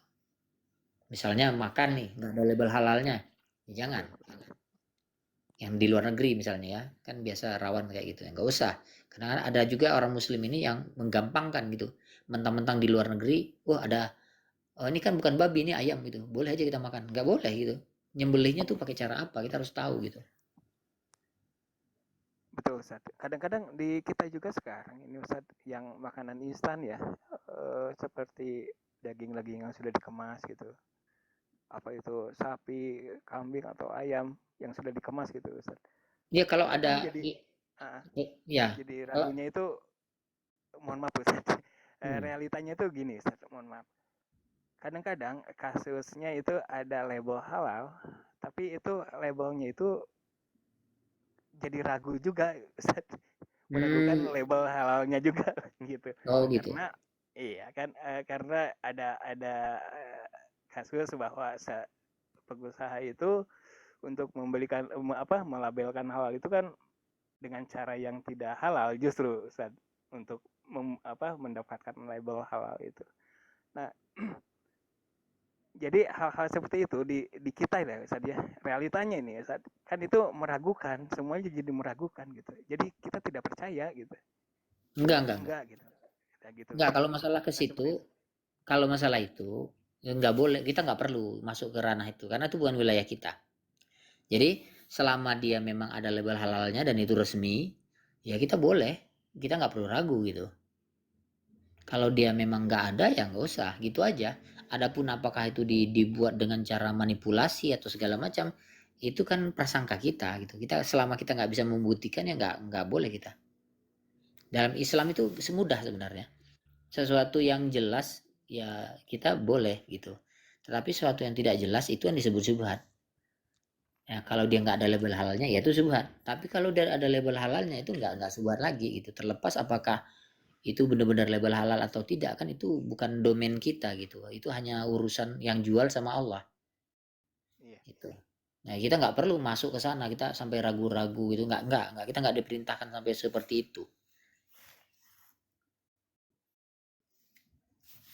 Ya, jadi kalau memang dia bilang ini halal, misalnya tukang jual ayam misalnya, dia ada label halal nih bang, kata dia halal deh, ya udah kita percaya aja gitu, jangan mempersulit diri kita gitu.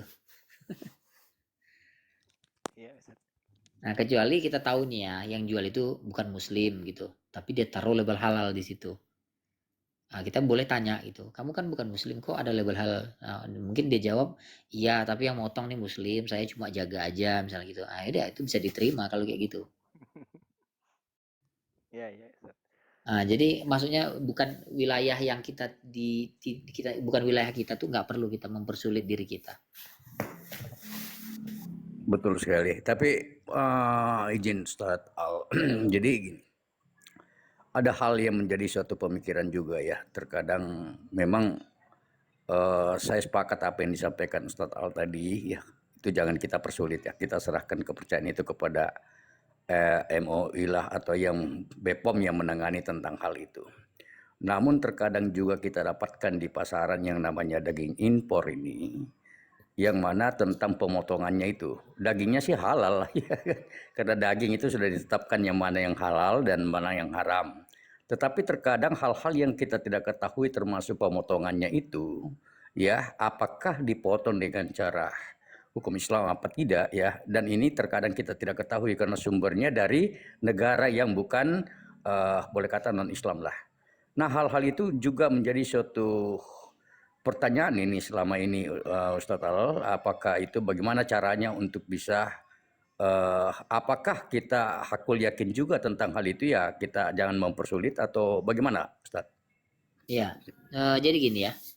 Yang pertama kalau standarnya, ini bicara standar ya. Kita bicara standar itu yang prosedural aja. Kalau memang dia udah ada stempel resminya itu halal, ya kita bilang itu halal gitu. Nah yang kedua, kalau kita ragu, maka ini apa kita parameter kita yang kedua itu adalah hati nurani kita. Tanya kepada hati kita, karena hati kita tuh nggak bisa dibohongi ya. Kalau kita memang ragu di situ, walaupun dia ditulis halal situ, tapi karena kita ragu, ya nggak usah aja gitu. Nah begitu, karena kan yang sebenarnya yang halal itu kan banyak ya, yang subat-subat itu kan sebenarnya tidak banyak gitu. Artinya kita masih diberi pilihan oleh Allah, banyak lagi pilihan lain yang bisa kita pilih gitu. Jadi jangan membebani diri kita. Kalau memang kita nggak nyaman gitu mau makan itu nggak usah gitu. Walaupun kita tahu itu ada halal, tapi kita curiga gitu ya, katakanlah karena diimpor dari Israel misalnya, seperti itu kan dagingnya kan, atau dari mana gitu, dari Australia misalnya. India, Australia, ya betul. Nah, India, Australia misalnya gitu ya. Nah, tapi sebenarnya kan gini, kalau untuk sekarang ini sebenarnya negara-negara luar itu banyak juga muslimnya sih, ya walau alam ya. Tapi ya memang itu hati kita nggak bisa kita inikan gitu, ya. Kecuali memang kita tahu nih pemotongannya, kita udah pelajari gimana asalnya Selandia Baru misalnya, nama webnya apa, memang pekerjanya muslim dan seterusnya ya. Ya nggak masalah. Tapi kalau kita masih ragu juga, ya tinggalkan. Karena hati nurani itu yang tertinggi lah, gitu. Gitu aja. Betul, sepakat sekali ya, Ustadz Ali ya. Namun memang kenapa itu menjadi suatu pertanyaan buat saya, karena pernah suatu ketika waktu saya masih di luar juga ya, hidup di luar negeri, di Jepang, itu cara pemotongannya lain, itu justru memakai mesin, Ustadz, itu baik ayam ya maupun apapun itu terkadang dipotong melalui mesin. Nah, hal-hal inilah apakah dalam konteks pengawasan untuk mengenai tentang daging impor yang masuk ke Indonesia itu sudah ada tingkat pengawasannya juga, terkhusus mengenai pemotongannya gitu, Ustaz Ali gitu. Seharusnya setahu saya ya, kalau yang impornya tuh lembaga resmi, dia ada sistemnya, ada audit di situ, ada audit, kemudian ada memang kerjasamanya dengan pemotongan halal juga gitu. Jadi kita nggak perlu ragu lah kalau sudah skala itu ya. Baik. Baik. Nggak perlu ragu kita ya, karena itu bukan, kalaupun nanti kita itu ternyata di mereka khilaf atau apa, itu bukan tanggung jawab kita lagi, itu mereka yang tanggung jawab gitu. Sepakat Ustaz. Makasih Ustaz atas penjelasannya. Silakan yang lain gitu. Iya, makasih Ustaz Jeffrey. Silakan teman-teman.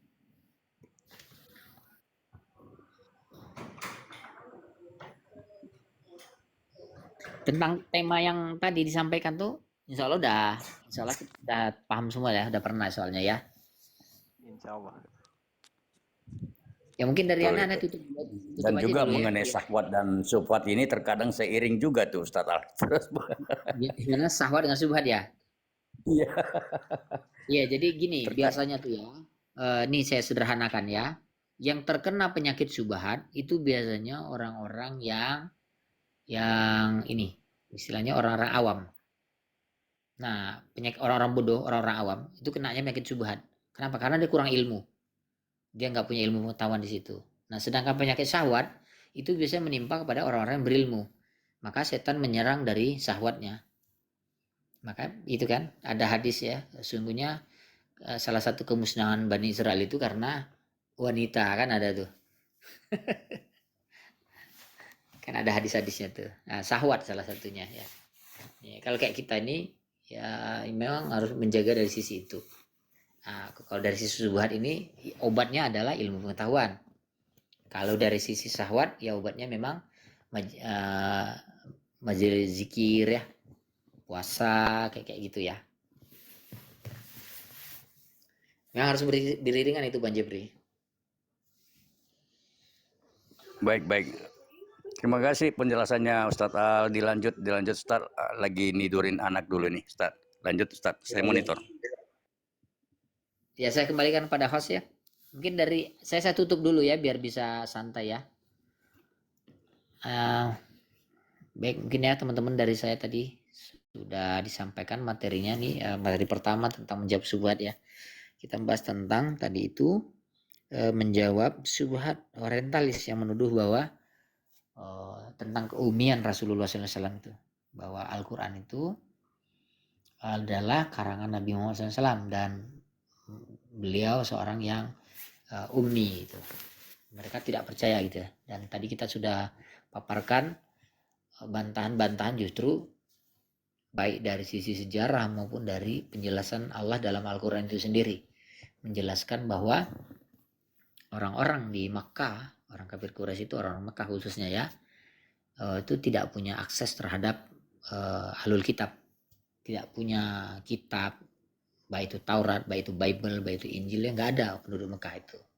Mereka nggak kenal apa itu Nabi, mereka nggak kenal bagaimana itu firman Tuhan, mereka nggak punya akses ke sana ya. Maka karena penduduk Mekah itu jahil seperti itu, tidak terdidik secara akademis, tidak pernah belajar tentang kitab-kitab sebelumnya, maka mereka bukanlah sumber referensi bagi Nabi Muhammad SAW. Karena mereka bukan sumber referensi bagi keilmuan atau pengetahuan Nabi Muhammad SAW, maka tidak mungkin Nabi Muhammad SAW itu bisa mengarang Al-Quran itu. Ya, tetapi Al-Quran itu adalah Allah turunkan ya. Inna nahnu nazzalna dzikra wa inna lahu lahafizun ya. Kami turunkan Al-Quran, kata Allah, kami yang jaga.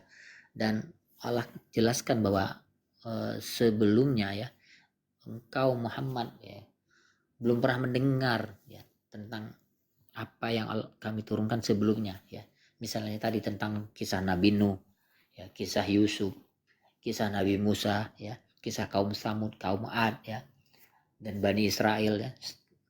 Ya itu semua Nabi Muhammad SAW tidak pernah mendengar tentang itu. Bahkan ketika Rasulullah SAW menyampaikan, mendakwahkannya kepada orang Quraisy, mereka pun nggak ngerti apa yang dijelaskan oleh Nabi Muhammad SAW itu. Apa itu Nuh? Siapa itu Nuh? Gitu. Mereka hanya mengetahui kisahnya, oh begitu. Oh gini. Tapi mereka nggak kenal, mereka nggak tahu itu Nuh siapa. Mereka nggak tahu siapa itu Ibrahim, siapa itu Yusuf. Mereka nggak ngerti ya. Nah ternyata inilah 13 tahun dakwah Syria Nabi Muhammad SAW ya. Segala sesuatu tentang biblical study, tentang Bani Israel, tentang Ahlul Kitab, itu semua sudah Allah turunkan ketika di Mekah. Padahal pada saat itu mereka nggak pernah berinteraksi dengan Ahlul Kitab sebelumnya. Jadi Allah sudah turunkan mayoritas ayat tentang Ahlul Kitab itu di Mekah, sudah Allah turunkan semuanya gitu.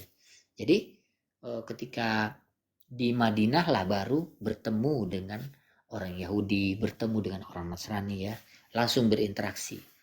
Ya, mereka bertanya kepada Rasul, mereka menguji apakah ini Nabi yang sebenarnya gitu. Nah, baru ada interaksi itu.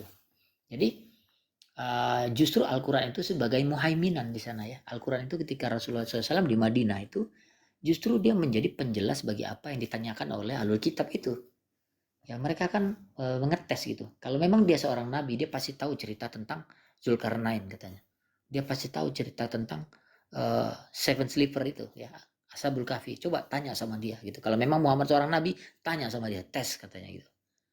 Nah, begitulah kenapa akhirnya mereka banyak masuk Islam ya. Pertanyaan-pertanyaan mereka itu Rasulullah SAW bisa menjawab ya, karena Allah turunkan wahyu ya kepada beliau.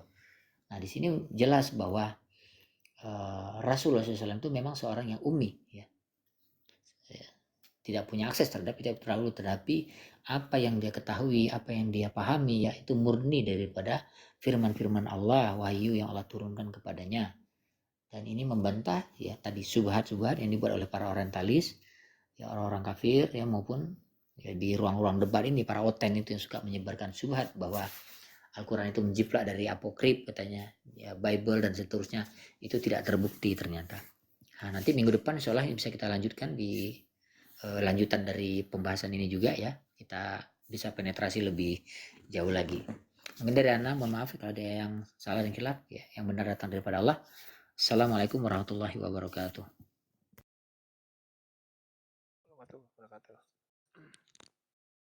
Kan saya kembalikan ke host.